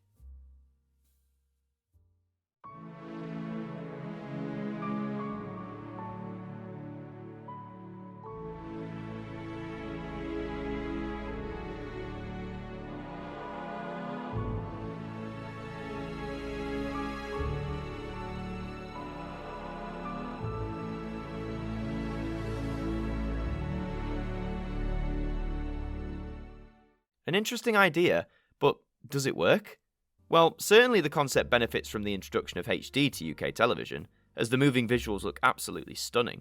The central concept is showcasing scenes from both sides of the ocean, a traditional American diner contrasted with a fancy-looking restaurant seen amongst the business sectors of London. I enjoy the idea enough, but I don't think the way it plays out really grabs me all that much. Watching people sat in a diner doesn't exactly set my world on fire, or my interest in what this channel is about. The Sky Atlantic logo is nice and sleek, placed neatly in the centre of the screen, and bold enough to leave a lasting impression.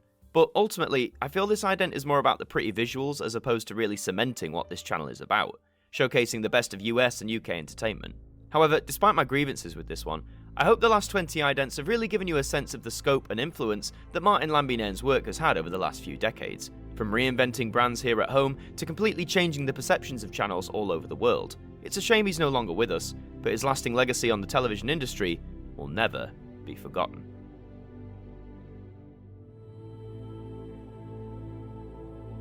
Who knew idents could bring about such emotions in viewers?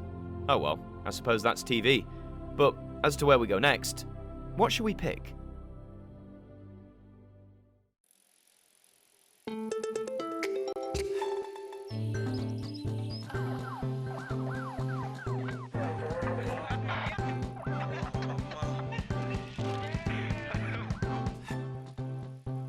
Well, this I would call a complete muddle. I'm not familiar with PIC or the kind of programming it showcases, but if this ident from 2013 is anything to go by, it's an absolute mishmash. We see a cyclist pedalling down the road, only for the picture to be broken up to allow us to see through different windows into different scenarios, including a woman on a mobility scooter, a police car driving down, and so on. The PIC logo itself arrives fairly early on in the sequence, and I have to say it comes across as one of the least interesting television idents that I think I've ever seen on screen. The white background takes up way more of the picture than it should, and just sucks so much life out of the overall image. The purple PIC logo isn't overtly terrible, but again, I don't feel like it's communicating much of anything across to the viewers. It feels more like it's cutting into the picture, intrusively, rather than serving a purpose. As for the split picture, I think that concept does have potential, but because a lot of the screen is cut off by the PIC logo, that potential is ultimately squandered, the windows being too thin, and leaving viewers with a bewildering sense of misdirection and confusion. A clear example, in my view, of a 21st century TV ident not doing its job either competently or effectively. Let's see if our stateside friends can do any better with the once revolutionary MTV. That's one small step for man, one giant leap for mankind.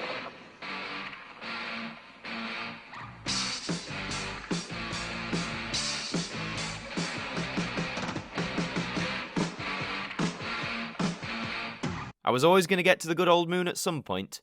MTV, when it first launched back in 1981, was something of a cultural trailblazer, a station that the younger generation in particular could identify with, whilst also showcasing the groundbreaking new art form of music videos, for which the biggest superstars of the 80s would utilise to further ascend their superstar status. This moon ident was seen regularly during the first few years of the channel, and how better to announce your arrival than to adapt the iconic moon landing from 1969. We see the famous clip of the rocket flying into space, an astronaut touching down on the surface of the moon, with Neil Armstrong's iconic phrase ringing out. It's an element we've all come to recognise as part of our collective culture, except instead of seeing the American flag being planted, it instead bears the logo of MTV. And over the last 4 decades, millions, if not billions of people would come to recognise this identifier. The giant M with the graffiti-styled TV attached on, the bold lettering spelling out exactly what this channel is and is here to do, showcase great music on the television. The various flashing psychedelics may make this feel more rooted in the 1980s, but the fact that the central MTV logo has remained almost unchanged in over 40 years is testament to how much of a success it is from a design point of view. Its programming may now be a far cry from how it started, but for millions of viewers, that shot of the moon and the MTV flag will remain an image that is an inseparable part of their childhood and their exposure to pop culture. But let's not forget its sister channel, one that also garners a remembrance all its own, VH1.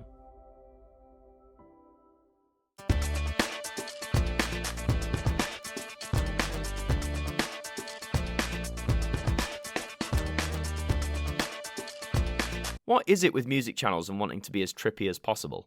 VH1 was first launched back in 1985, aiming to cater to a slightly older, more mature audience than MTV. This ident comes from 2003, and it seems that in the early years of the 21st century, pop culture iconography was at the front of VH1's mind. Throughout this sequence, we see a cassette tape, an I Love New York symbol, the Transformers Autobot insignia, a Lego man, and an iPod, all set to a funky beat that certainly sounds like 2003. I'm all for displaying recognisable iconography, but where's the correlation? What's it all for? The cassette tape and iPod make some sort of sense as they relate to music, but why show both, considering by 2003, the iPod and MP3s generally were starting to take the bite out of CDs, and certainly wiping cassette tapes out of the popular consciousness. The Transformers symbol, the Lego man, why have we got these included? Even the I Love New York sign feels like an oddity. On the plus side, I like how smooth the animation is between these items, and the colour blending against the stark white background is decent enough, but to me at least, this random mishmash of recognisable pop culture items feels a tad, well, random and misguided. Maybe we'll take a deeper look at VH1 sometime in the future. For now though, one thing we Brits in particular always like to check on regularly is the weather. So grab your remotes and flick over to the Weather Channel.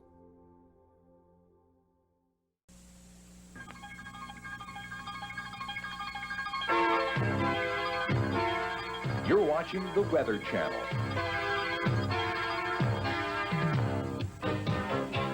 Always right here, thanks to your local cable system. I'm sorry, but I just think this whole thing is hilarious. The Weather Channel started up in 1982, the same year in which this ident made its debut. Now, look, it's the Weather Channel. I'm not expecting the greatest ident of all time or anything like that, but the emphasis seems to be entirely in the wrong place, and as a result, it's absolutely comical. Even for 1982 standards in terms of technology, so much more could have been made of this. Instead, most of the screen is gobbled up by black darkness, whilst the blue and white Weather Channel swoops into centre frame. The logo looks nice enough, I'll give it that. It has a distinct look and feel to it that I'm sure millions of Americans would have recognised during the 80s and beyond. But the text seems a little lacklustre in terms of the font choice, and to display no sort of weather iconography at all, not even any symbols, is bitterly disappointing. Also, the music is hilariously out of touch with what this channel is. We get a very upbeat, synthy, very 80s bop that actually sounds decent, but they made this for the Weather Channel? I feel like I should be getting ready for a night out on the town, not tuning in to see if it's going to rain or not. Overall, the Weather Channel has survived through the decades and certainly has carved out its very own niche place, but by God is this ident a wonderful example of mismatched elements and missed opportunities. Let's see if a children's channel can strike a better balance as we tune in to Pop.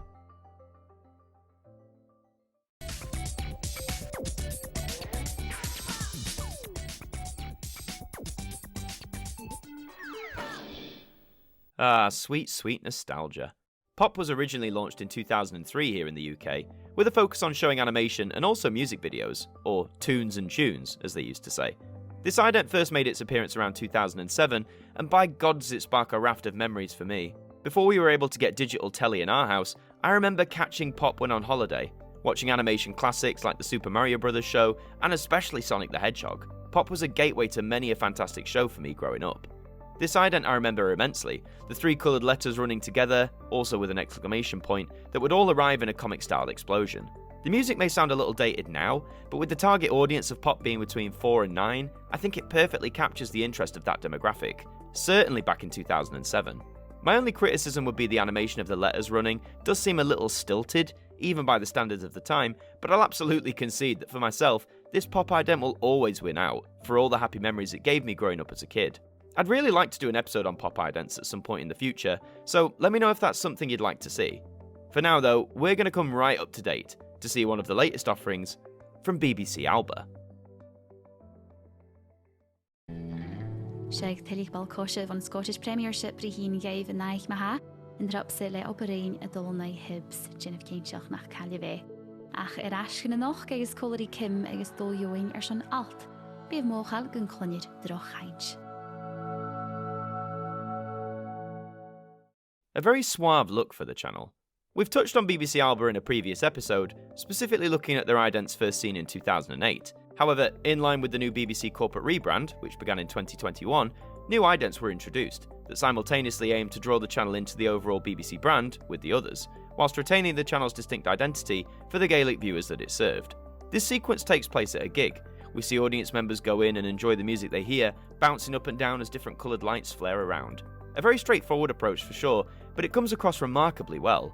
Rather than taking place at a large arena, it seems like a much more low-key affair. And despite the audience looking like they're bopping around to something fast-paced, the music we actually hear is a complete contrast to that. It's more laid back and soothing, but when combined with the imagery, it feels strikingly appealing to the viewing eye. So, while some may argue something more elaborate could have been done, I think the straightforward approach works far better than many expected it to. Definitely check out the other idents for BBC Alba that were introduced in 2021, as if nothing else, the HD visuals are stunningly gorgeous. But from the depths of the Celts all the way to the edge of our solar system, we stop by to take a look at Pluto TV.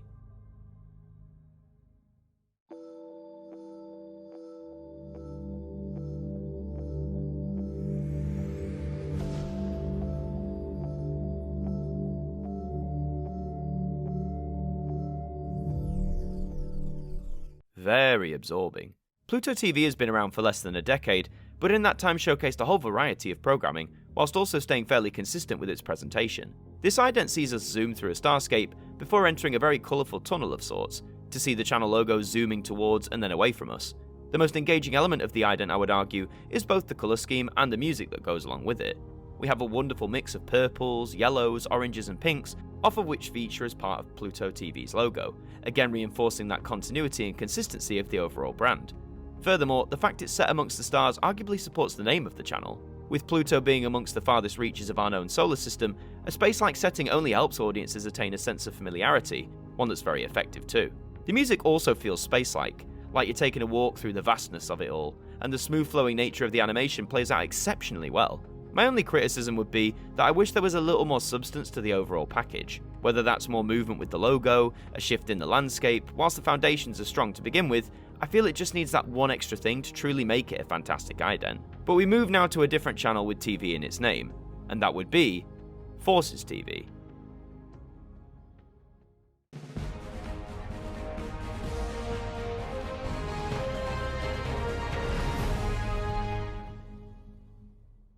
Quite predictable, but arguably serves its purpose.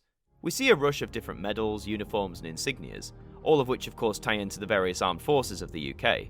Forces TV's primary purpose of course is to provide programming to those serving in the armed forces around the world, a way I suppose to keep a link to home, creating a sense of comfort. Most of its programmes come from the biggest UK broadcasters, but the ident here doesn't reflect the shows, more so the audience in which it serves. All of these insignias do look nice on the ident, and it's interesting to see the differences amongst the different departments of the armed forces, but for me, it's the logo that's the most interesting element. It feels modern, whilst also acknowledging its connection to the military.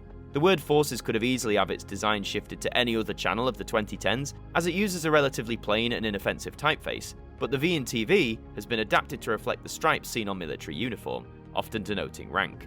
I personally enjoy the blend of the ordinary and the military, and it helps make Forces TV's presentation seem more unique, whilst also specific in who it's catered for. But if this channel's purpose was to serve those in the armed forces, what about a channel that aims to serve the youngest of tots? It's time to have a look at the much requested CBeebies.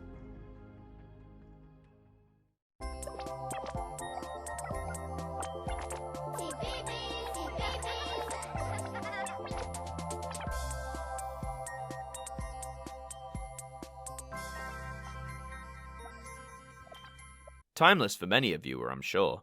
CBeebies was launched in 2002, catering to audiences under the age of 6 and being a first channel for many, with it being their introduction to television as a whole. Since its debut in 2002, the channel has carried a yellow logo, often with these blobs being the mascot. Keep in mind that the overall look of CBeebies hasn't really changed in 20 years. That's some brand staying power. This ident heralds from around 2008, still using the blob characters from its inception, and the same ones inspired from what was seen on its big brother, CBBC, from 2002 also. The little jingle we hear is catchy and can easily be hummed or sung along, and the blob's interactions with each other are joyfully playful, capturing that sense of fun that all tots should be allowed and able to experience. The animation of the blobs is nice and smooth, but some may ask, why keep them around for so long? Well, it could be argued that for a channel serving the youngest of viewer bases, it just isn't necessary to change it all that often. Children that young are developing their memory, so having a brand on TV that stays relatively similar as they grow can only be seen as a positive. Also, a change in identity is less likely to attract their ire, as say a channel catered to adults would. So long may CBeebies continue to maintain its look. Sure, it changes and evolves here and there, but in terms of the core look and feel, they've knocked it out of the park right from the beginning.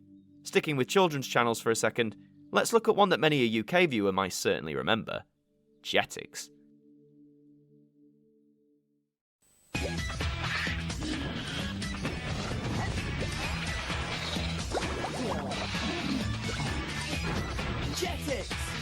Mid-2000s edge, you love to see it. Jetix started off as a programme block over in the US, but for the most part here in Europe, it became its own television channel, focusing on programming that seemed exciting and fresh. This ident, seen around European territories between 2004 and 2006, certainly echoes that ethos. Right from the get-go, you have something happening. The Jetix symbol encounters a fire-breathing dragon, one in which it is able to defeat by morphing into a water gun and extinguishing the beast's breath. The logo itself is a very unique design, the central silver symbol always having one eye, almost like it's winking at you, and its ability to be morphed by a computer into almost any shape would have certainly been exciting for children back in 2004. The colour scheme I don't gel as well with. Whilst I understand blending silver and blue is an aesthetic choice, I don't find it all that interesting or engaging. I never watched Jetix too much as a kid, but I can see why they went for those more fast-paced, in-your-face action-orientated idents, as the channel's primary aim was to stand out amongst other children's channels as being the most exciting and thrilling choice of viewing. Jetix, however, lived a comparatively short life. Despite its success, it would ultimately be taken over and rebranded by Disney. So let's now take a look at one of the new channels that replaced Jetix from the House of Mouse: Disney XD.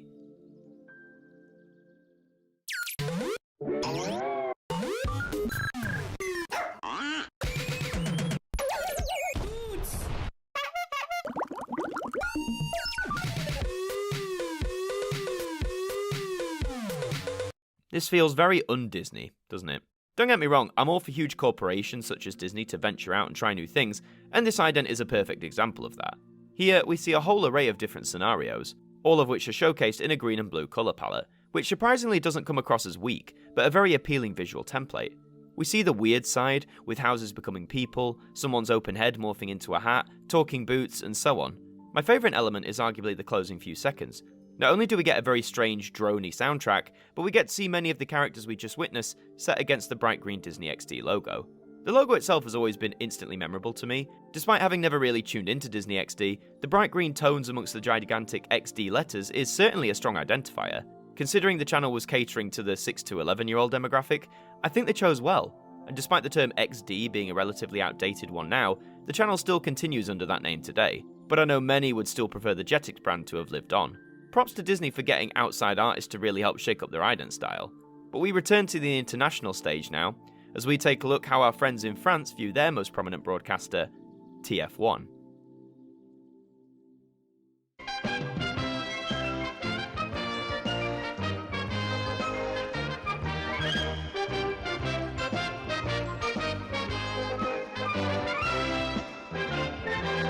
France in the 70s, eh?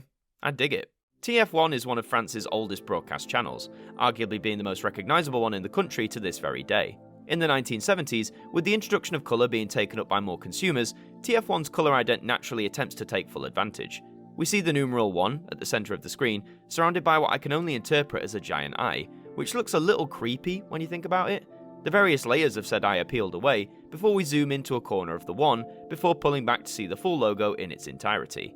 The TF1 logo here takes on the three colours of the French flag, that being red, white and blue, with the channel name spelt out below, alongside the original eye image we saw at the start. Though relatively simple by today's standards, this TF1 logo from the 1970s I think holds up quite well, certainly as a memory to that particular decade in TV.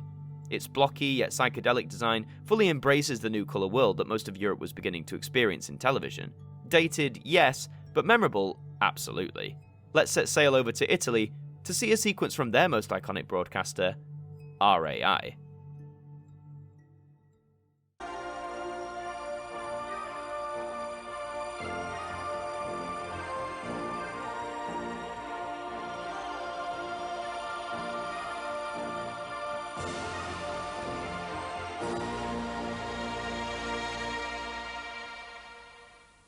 Really patriotic, wouldn't you say? RAI is the national public broadcasting company of Italy, so it only seems fitting that they would inject such a sense of national identity and pride into their presentation. This ident first appeared in 1983, and clearly demonstrates that RAI was experimenting with CG, as many broadcasters were doing at the time. Over an image of the Earth, we see the three colours that make up the Italian flag swoop above the planet, before splitting to fly around and hover over Italy itself. After seeing radio waves emit from the country, the three tiles slot into place, before the RAI logo and its full name are seen to the viewing audience.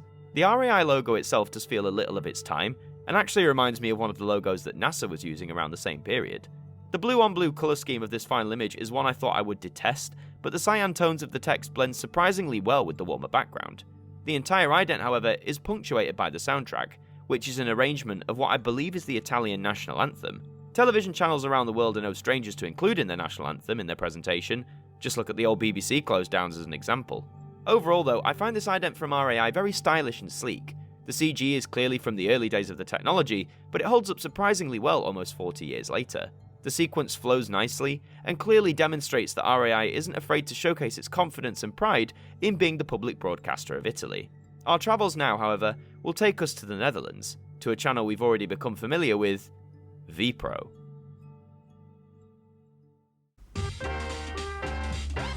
And I'll give you a kiss.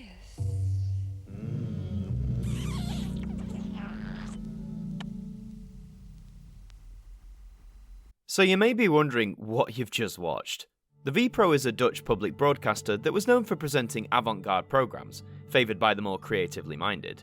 That certainly translates over to their idents, such as this one, taken from the early 1970s. At a time when most TV companies either showcase static sequences or extremely basic animated ones, the VPRO was considerably ahead of the game by making several unique and quite frankly bizarre idents for broadcast. This one sees a pair of lips kissing, presumably, you, the viewer, before the Dutch word for end appears. The VPRO logo does bear a very 70s design pattern, but it's a look that absolutely works for the Idents, reflecting the very flamboyant ones they churned out during the decade. The evocative voice and slow jazzy music honestly gives the impression you're watching an adult channel with some very raunchy programming incoming. Without access to the internet, the mind does wonder. We've done a whole bumper episode covering the VPRO and several of its most notable idents, so if you're curious about what you've seen here, then definitely consider checking that video out. We'll stick around the European airwaves and head over to Sweden to examine an ident from another channel we've tapped into before, Kanal 5.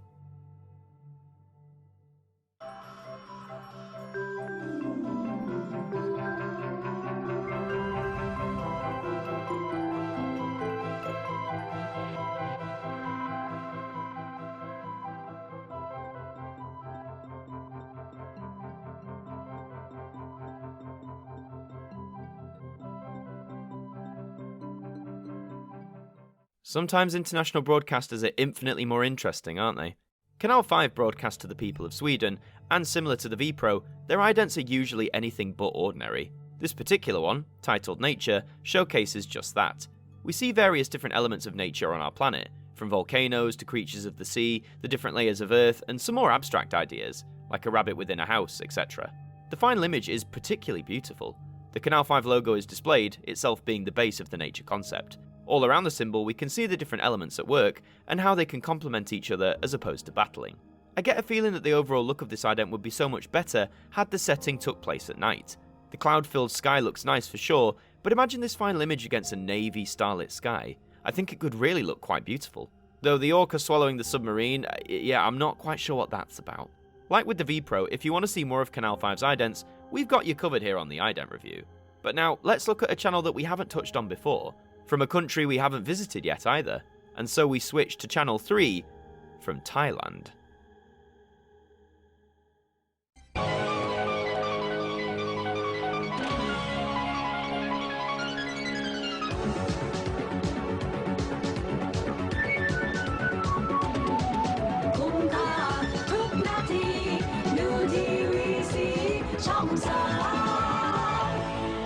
Gee, I wonder which decade this one's from. Channel 3 was first launched in Thailand back in 1970, becoming the nation's first commercial television station. This ident, heralding from some point in the 1980s, has many elements that date it considerably, but doesn't make it any less fascinating. Amongst a starry background, we see several windows showcasing a variety of different people in different scenarios. You'll forgive me for saying my knowledge of Thai television is limited, but I'd hazard a guess that these clips are from a selection of programming that was broadcast by Channel 3 at the time. These screens part way to a sunlit background, for which the Channel 3 logo emerges, as well as some text that unfortunately, I don't know how to read or pronounce, but the channel logo is a nice mix of TV's three primary colours, that being red, blue and green. And from what I understand, this look hasn't changed much at all in the decades since, becoming synonymous with the channel. The other major thing to compliment is the music, which of course sounds exactly like an 80s bop should do, complete with lyrics, sung in Thai, of course. International idents are always an eye-opener, and even if they don't stick in the mind for long, they're always a delight to explore. Speaking of exploring, Channel's 3 broadcast reach didn't just cover Thailand, as it could be received in several neighbouring or close-by territories also. One of these territories we'll be heading to now, and that country in question is Singapore.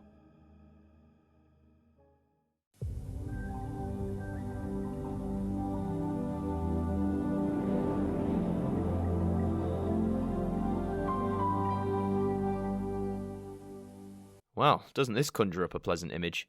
Singapore is a beautiful country to behold. If you ever get the chance to see it, I wouldn't pass it up. As such, this 1997 ident from TCS, or the Television Corporation of Singapore, echoes that beauty in my opinion. Against a very serene and calming soundscape, we move through a woodland setting, before the 3D silhouettes of the TCS logo fall into the centre of the screen, filling with colour to display the company name and logo. I adore that landscape, the music, and the way in which the individual letters move to their finishing position. However, there is one key element that I don't like, and that's the moment when those letters in question fill with colour. Again, the blue, red and green mark the primary colours of television, but I think they don't match at all with the woodland landscape that's been presented. Had they filled with more appropriate colours, or perhaps had they etched themselves into trees themselves, that could have created a more dynamic and more tightly correlating final image. As it stands though, this TCS ident excels in its sound and its concept. With a few minor tweaks, it could easily become one of my favourite international efforts. Let's see if this next country's iconic broadcaster can pull off the same feat. That broadcaster being the ABC from Australia.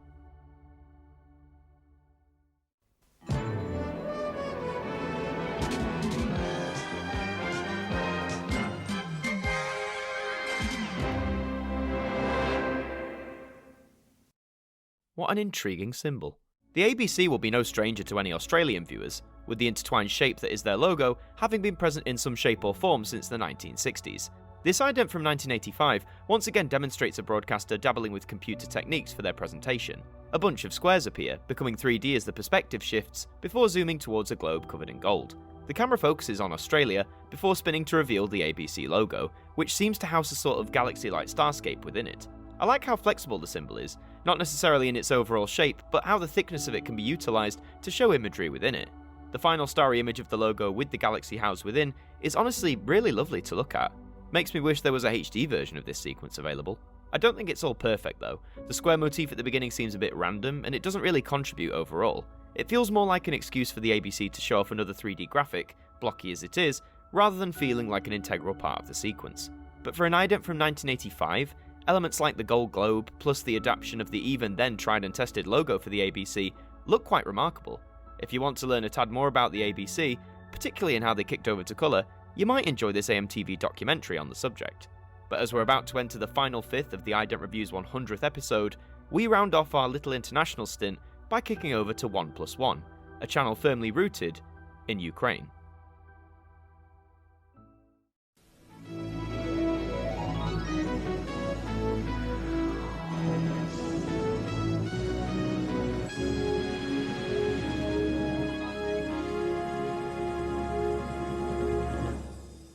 Certainly an interesting name for a channel.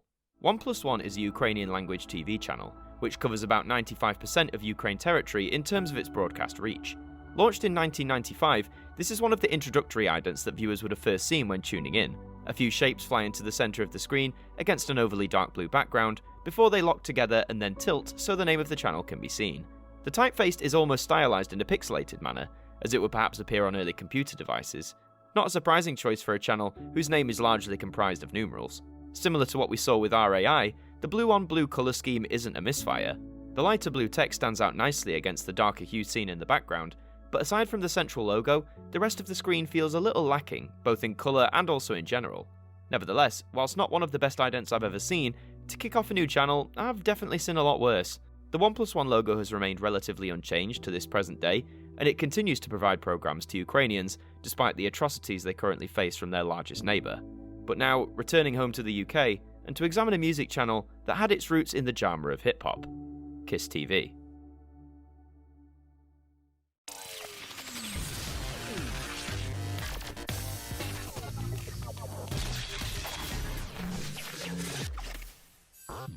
Remember kids, fitness be good for you. For a channel that had its roots in hip-hop, grime and R&B over on the radio, this ident from 2013 doesn't really seem to reflect those roots, at least not in my view. A figure running across floating platforms just feels quite generic. The lighter backgrounds, although tinted with purple and pink, further add to this generic feel. It doesn't really communicate much personality. The Kiss logo itself is a tad stronger.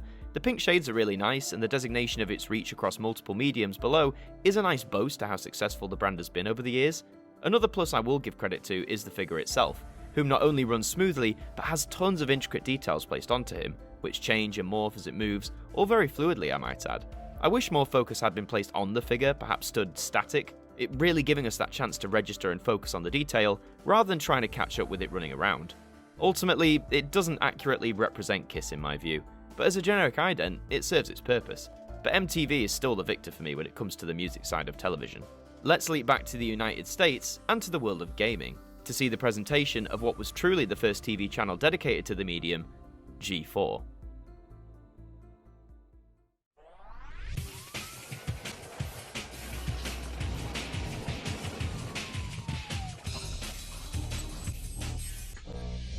A video game channel on the telly? Who'd have thunk it? G4 was first launched back in 2002, and some would argue that it went some ways into helping make video games feel less like a nerdy niche subculture and something more accessible and mainstream. This ident from the mid-2000s isn't afraid to help promote that idea either.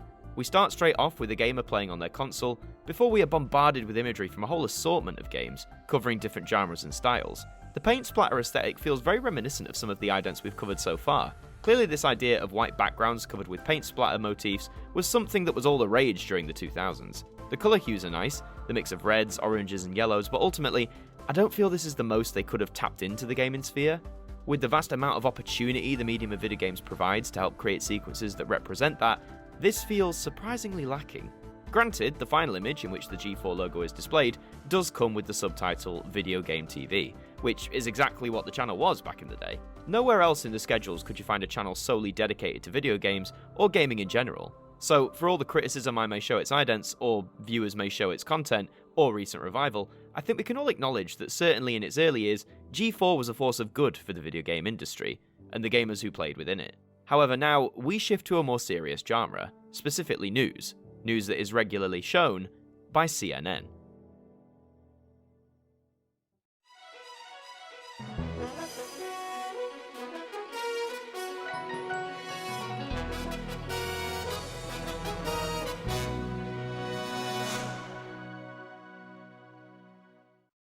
Now, I know what you're going to say. The ident I've shown you here technically belongs to CNN International, a channel that is owned and operated by CNN, but broadcast in a variety of countries around the world. CNN itself was groundbreaking for the time. Launching in 1980, it was the first 24-hour channel solely dedicated to broadcasting news. CNN International followed a few years later, in 1985, and this particular ident comes from 1992. We see the logo slide in towards the bottom of the screen, underneath the rotating globe of the world. Eventually the logo tilts upward, displaying the channel name in all its sleek silvery glory. The concept is a simple one, as news channels often demonstrate, but given that this one is aimed at an international audience, it makes sense to feature an equally worldwide motif such as the globe. The silver sleekness of the logo gives a sophisticated feel, an attitude of seriousness and confidence that they are a dominant and reliant news source. A recognisable brand too, as the CNN logo has remained relatively unchanged in over 40 years of broadcasting. Love it or loathe it, I think there's few people around the world who aren't at least aware of the name CNN. Not the greatest news-related ident in the world in my opinion, but certainly gets across the feel the channel wants in a straightforward, effective manner. We'll have a look at a slightly more controversial news source based in the US now, the Fox network.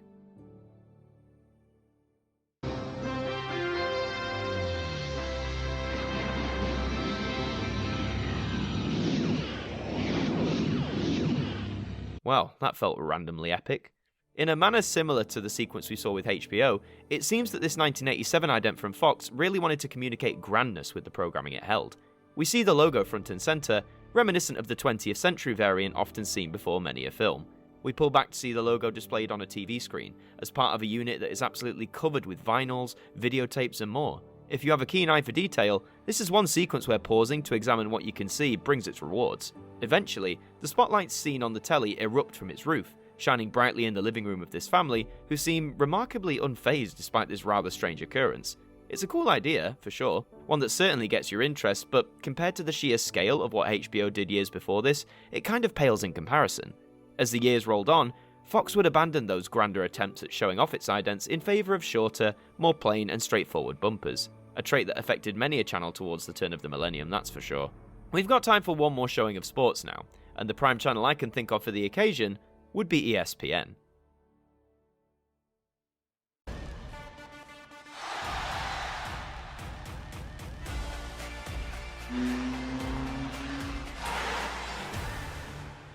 Could you guess this channel's all about sport?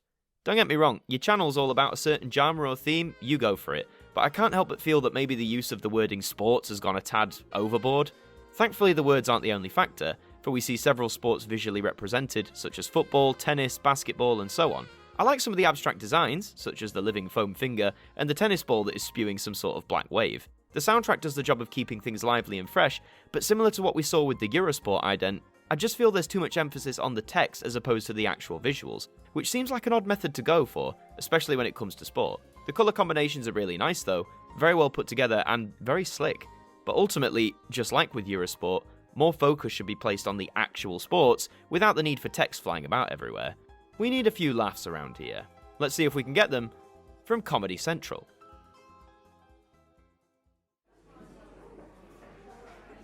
Ooh.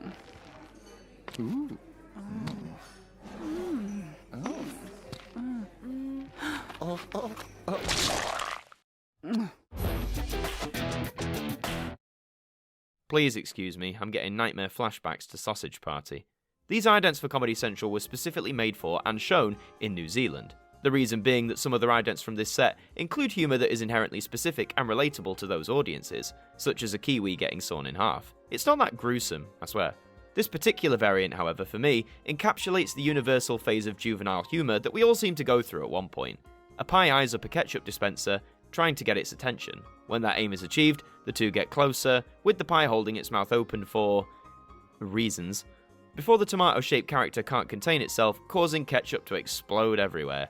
I'm not even going to begin to describe what this is a reference to, because you should know what it is, and if you don't, then please skip ahead to the next ident. Whilst the concept and setup is quite straightforward and reeks of that teen era of humour that most of us go through, I'd argue the comedy of the scene doesn't carry over well for an adult audience. I'm not saying all adults are mature, because, trust me, they aren't, but I feel if Comedy Central was designed to attract teens specifically, then this would be perfect. For me, however, whilst I get it, and it got a very wry smile from me, this sort of humour, I left that behind a long time ago.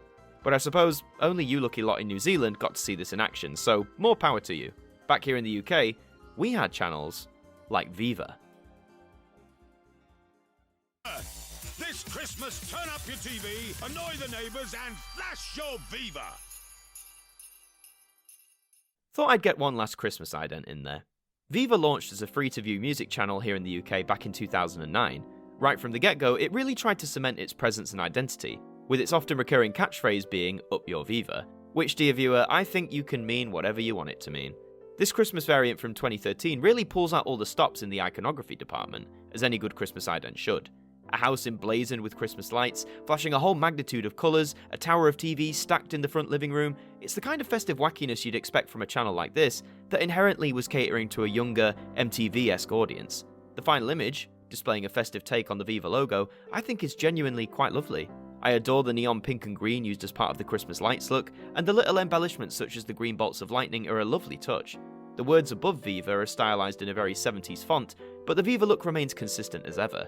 It's a firmly solid Christmas ident for sure, one that captures the more manic side of the festive spirit that we go through every single year. Focusing in on UK channels, what's more UK than the UK TV network? Said network comprised of multiple channels, many of which we've touched on here on the Ident Review. So let's start with arguably the most well-known, UK Gold.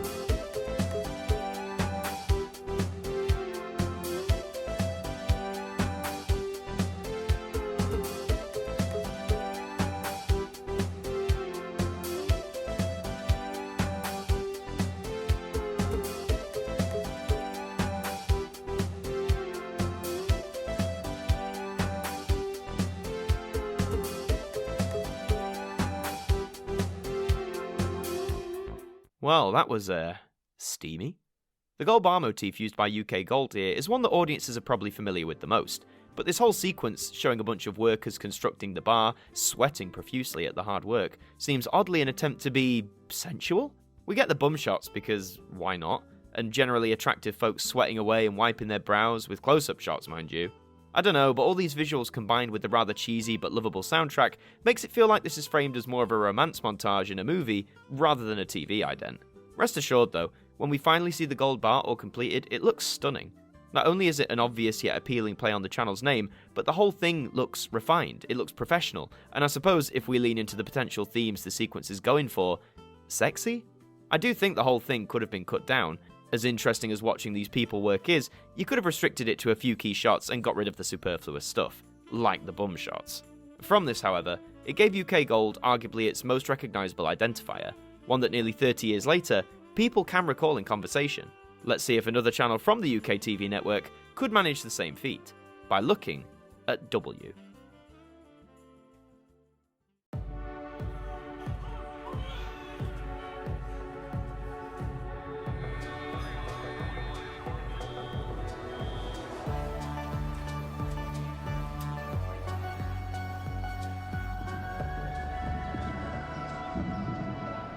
really fascinating concept. Originally launched as Watch back in 2008, the channel was eventually rebranded to W back in 2016, which is the year this particular ident first hit the airwaves. The structure forms around moving down an assortment of corridors, before we come into contact with a diamond, changing the landscape entirely. First we're in a hospital, with someone eagerly awaiting to see a loved one, before we head into a derelict building, where a firefighter is presumably searching for any survivors, before we are back in the brightness of an office block, and finally onto the balcony of a block of flats. It's a great idea to give the audience a snapshot of these different scenarios, even if not a lot is happening within them. I feel the effect does the job enough. Had lots been going on, that would have detracted and just made the whole thing overcrowded and stuffy. When we get to the flats, we see the W logo, which is a stark grey and black letter that sadly offers nothing in terms of what the channel's about, at least for me. I know it may sound like I'm giving mixed messages about this one, but I really do like the concept and the minimalist approach that they took with it. It works far more effectively than the Sky Atlantic idents that we looked at earlier. W recently changed up their idents in 2022, which I find far less interesting, but I'm curious to see what they'll have to offer us in the future. But now we have a channel from the UK TV network that we're a bit more familiar with, and that's Yesterday.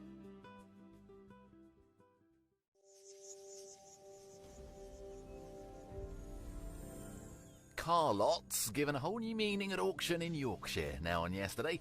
See vintage vehicles restored and headed under the hammer in bangers and cash.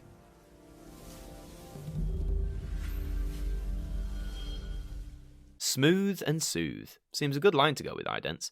When we touched on Yesterday's presentation, we focused on the ident set introduced in 2009. This ident, however, heralds from 2012, and right off the bat attempts to show us how stunning something as mundane as a TV logo can be. Close-up shots of the Yesterday Y look glorious in HD, the green hues mix subtly with brown, creating a finish that wouldn't look out of place in a forest, which works wonders considering that leaves fly about it throughout. The very minimal soundtrack further adds to the sense of calm and relaxation. The final image looks quite nice too, very straightforward yet elegant in its design, though I wish we'd had more of a background. If you remember the TCS ident from Singapore, which was set amongst the woods, I would have loved to have seen a landscape like that make up the background, rather than just the vast emptiness that we have here. It does work to see the leaves and all the other little particles fly past the Y in slow motion, but I still think fleshing out the background with a lavish autumnal setting could have really made this stand out amongst the mainstream terrestrial channels. The 2012 set all contain that soothing element, so check them out if you're curious. But we're shifting networks for the next sequence, from UK TV back over to the States. So let's have a gander at National Geographic. Mega Factories takes you behind the scenes at the Guinness Brewery in Dublin, brand new tonight at 9. And now we take a look at production of the BMW Z4 Roadster. It's the return of education! The National Geographic Channel has been a staple of TV guides for years, providing a wonderful blend of factual and educational programming. Similar to what we saw with Quest, it only makes sense that for their refreshed look debuting in 2012 here in the UK, that their new idents reflect that too. We see a scientist start to work on a concoction, using classic test tubes and pipes seen only in the best of sci-fi films. Several different coloured liquids all flow, before the yellow mixture flows into the rectangular pipe, helping to form the National Geographic logo. This symbol has remained iconic for Nat Geo for decades, and to see it formed in this manner is a really lovely idea. Incorporating science iconography into the ident helps blend the factual nature of the channel with a sense of fun and intrigue, ensuring that the presentation doesn't come off as being completely cold. My main criticism would be that I wish more had been elaborated on with this sequence. I want to see the science concept build upon the time allotted. It could be more intricate, more complex, take it on more of a journey. Whilst what we have is nice, it feels very quick and simple, where a more layered payoff could have been really special. But in terms of the final image, you can't go far wrong with the Nat Geo logo, especially when it's formed in a fun way such as this. Another channel I wanted to look at, with a similar line of programming to Nat Geo, is History.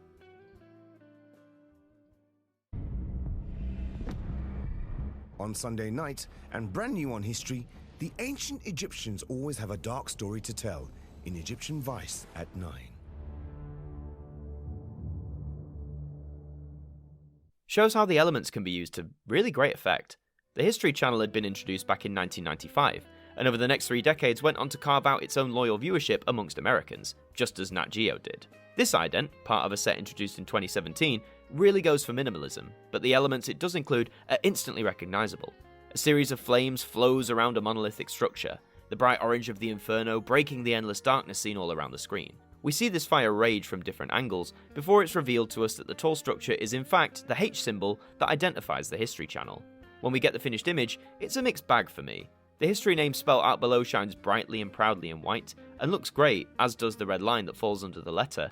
My major problem though is that despite the use of fire and how bright a light it can generate, the H itself is quite difficult to make out in full. I'm confident that the vast majority of the viewer base would know exactly what the symbol is, but regardless of how familiar you are with the channel, I'd argue having your symbol clearly represented would be an absolute must. It's a shame too, because in the close-up shots, it makes the H look extremely sleek and impressive, but when seen in full, the impact falls short because it's not properly visible. So, a very mixed result overall for history here. A nice concept, a good build-up, but ultimately, bit of a letdown when all is said and done. What has the potential to be impressive is new technology, such as the introduction of 3D TV. So with that in mind, let's see how a dedicated 3D channel presented itself to audiences to help them take up the new tech. Introducing Sky 3D.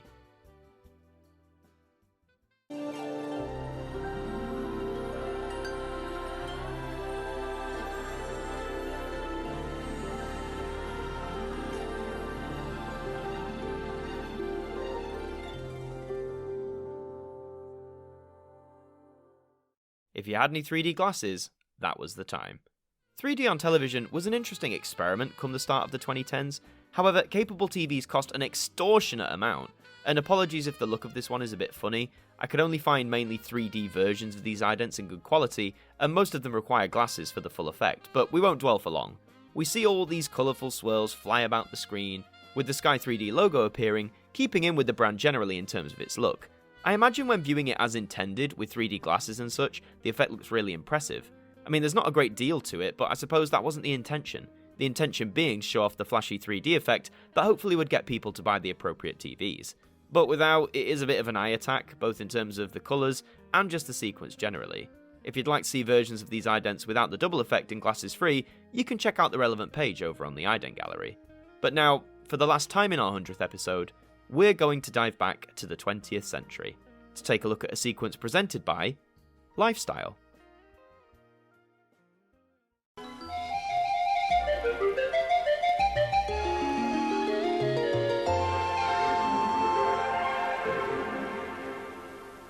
What a charming way to finish off our 20th century idents.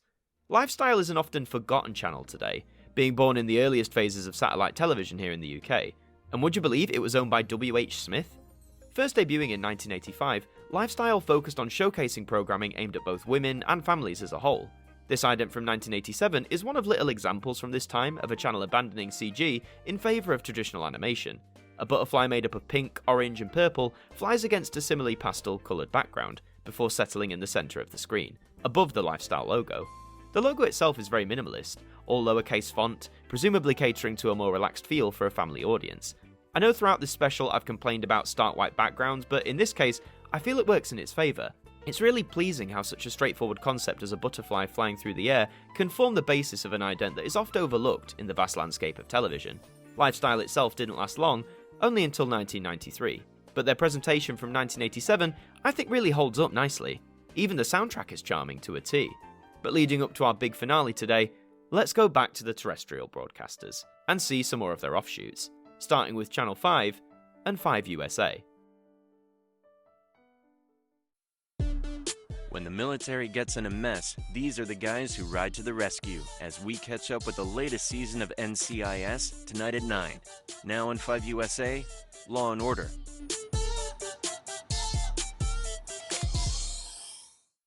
Well, this definitely feels like the most American thing ever.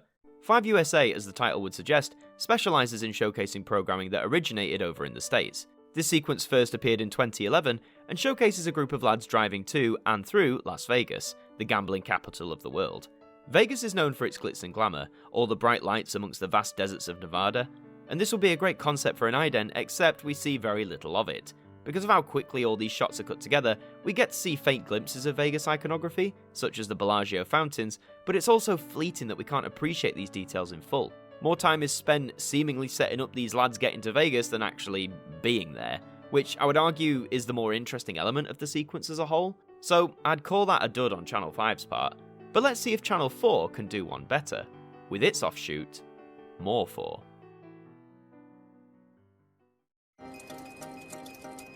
Now on More 4, we're off for the dream house hunt. with Kirsty and Phil. It's location, location, location. A curious blend that we have here. Our setting is on a deserted beach, on which is an equally deserted boat. However, on the boat is a series of coloured flags, flags which flip back and forth, creating a rather interesting colour effect on the ship. I like the idea of taking a setting devoid of colour and injecting it with a swath of different ones. This is also reflected in the More 4 logo. The 4 numeral remains a pure white, and parts of it, and the word 4, are consistently changing colour, just like the flags on the ship. The final image is very striking and frameable, but one which is constantly changing even in small waves, with the change of the coloured flags. I'd recommend looking at this set from More 4. The coloured flags are a constant feature, and the different ways in which they're incorporated into different settings is really quite fascinating. I wouldn't call them a great ident set, but it's a step above what we saw with 5 USA, that's for sure. As we get towards the end, we'll return to ITV, and its offshoot channel solely dedicated to showcasing drama, ITV Encore. Good afternoon and welcome to ITV Encore, your home of great drama. At 1:10 we continue with Ruth Rendell's Vanity Dies Hard. Now though, we've got period drama for you. It's the Grand. There's a whiff of the past in here, isn't there? ITV Encore was launched in 2014, with its programming dedicated to drama, as its slogan would suggest. This ident is set in a cinema, where we see 2 ghostly figures descend a flight of stairs, both wearing attire from a bygone era. Suit and fedora and a bright yellow dress, it's like they stepped straight out of the 1950s. Their look is appropriate for the channel though, as that type of aesthetic dominates many strong dramas.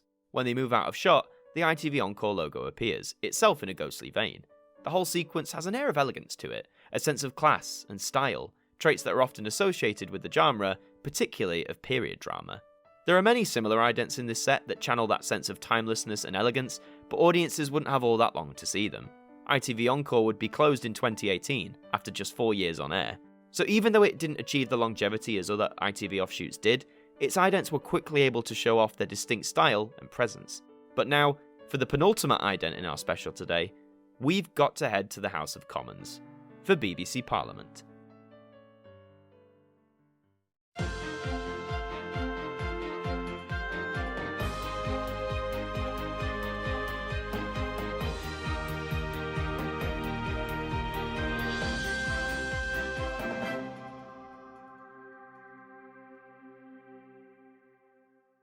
God, makes Parliament proceedings sound so exciting. Originally launching in 1998, BBC Parliament has helped give the public an insight into what the government and opposition parties debate about in the Commons on a daily basis. This ident, first seen as part of a rebrand in 2016, is quite colourful, perhaps reflecting the different colours associated with the various political parties. In amongst all of these colours are a series of spinning cogs, possibly representing the many layers of the parliamentary regime that are always at work. As we see this mechanism from a variety of different angles, we briefly get a glimpse of the clock face of Big Ben, before settling on a locked-off view of the structure, which is constantly spinning and rotating. It almost feels like a bit of modern art that should be viewed in a gallery, rather than being seen on TV. I do quite enjoy the cog mechanism, and the variety of colours helps inject a bit of character and personality in what could otherwise be a very drab-looking sequence. It was nice to have a winner before we come to our final ident of the day. The last 99 sequences we've looked at have come from a variety of channels, based all across the world. Some of them have been decades old, others have been right up to date. So, how on earth could I close out the 100th episode of the Ident Review? Well, how about with an ident from a fictional TV channel? And what better channel to select than this one, AMTV.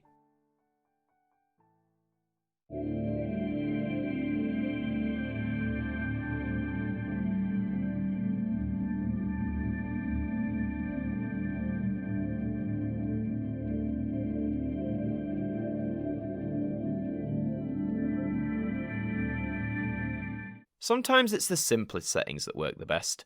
This AMTV ident was sent as part of a submission I put to members of my Discord server. I asked them to submit their own original AMTV idents, for which one would be picked to close off the 100th Ident Review.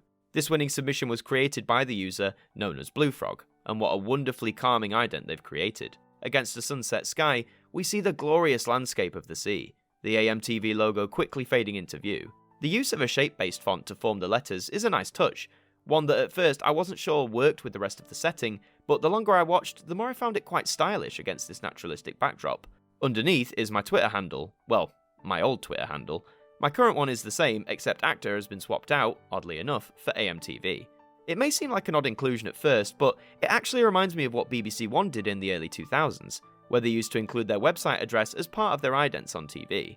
What completes this sequence is, well, the soundtrack, a lovely blend of soft sounds and tones that perfectly match the view of the sea, creating a really calming picturesque image that you'd certainly want to see for real. Overall, a massive congratulations to Blue Frog for creating this ident for us here at AMTV, and a huge thank you to the AMTV community as a whole. You've designed several custom idents for the channel over the years, and I'm very grateful for your creative efforts and support that you show myself and the programming that we produce. And so, with that, we've come to the end of our 100th episode of the Ident Review. 100 idents from 100 channels. What a journey, eh? It certainly has been no easy feat compiling all of this together, deciding which channels to select and more importantly, which of their idents to showcase to you. I hope you've enjoyed looking through all of these sequences with me, the good, the bad, and the decidedly strange. I hope it showcased my fascination and appreciation for television idents as a whole, how interesting of an art form they are to discuss and dissect, and who knows, after reaching this milestone, perhaps there's another 100 episodes of the Ident Review that await us in the future. But, as my good friend Sylvester always says, time will tell. Always does. Thank you very much for joining me for the Ident Review's 100th episode. If you've enjoyed what you've seen today, then please leave a like, comment your thoughts down below, and subscribe to the channel for lots more Ident related content. I've been Adam Martin from AMTV, thank you for watching, and I'll see you next time.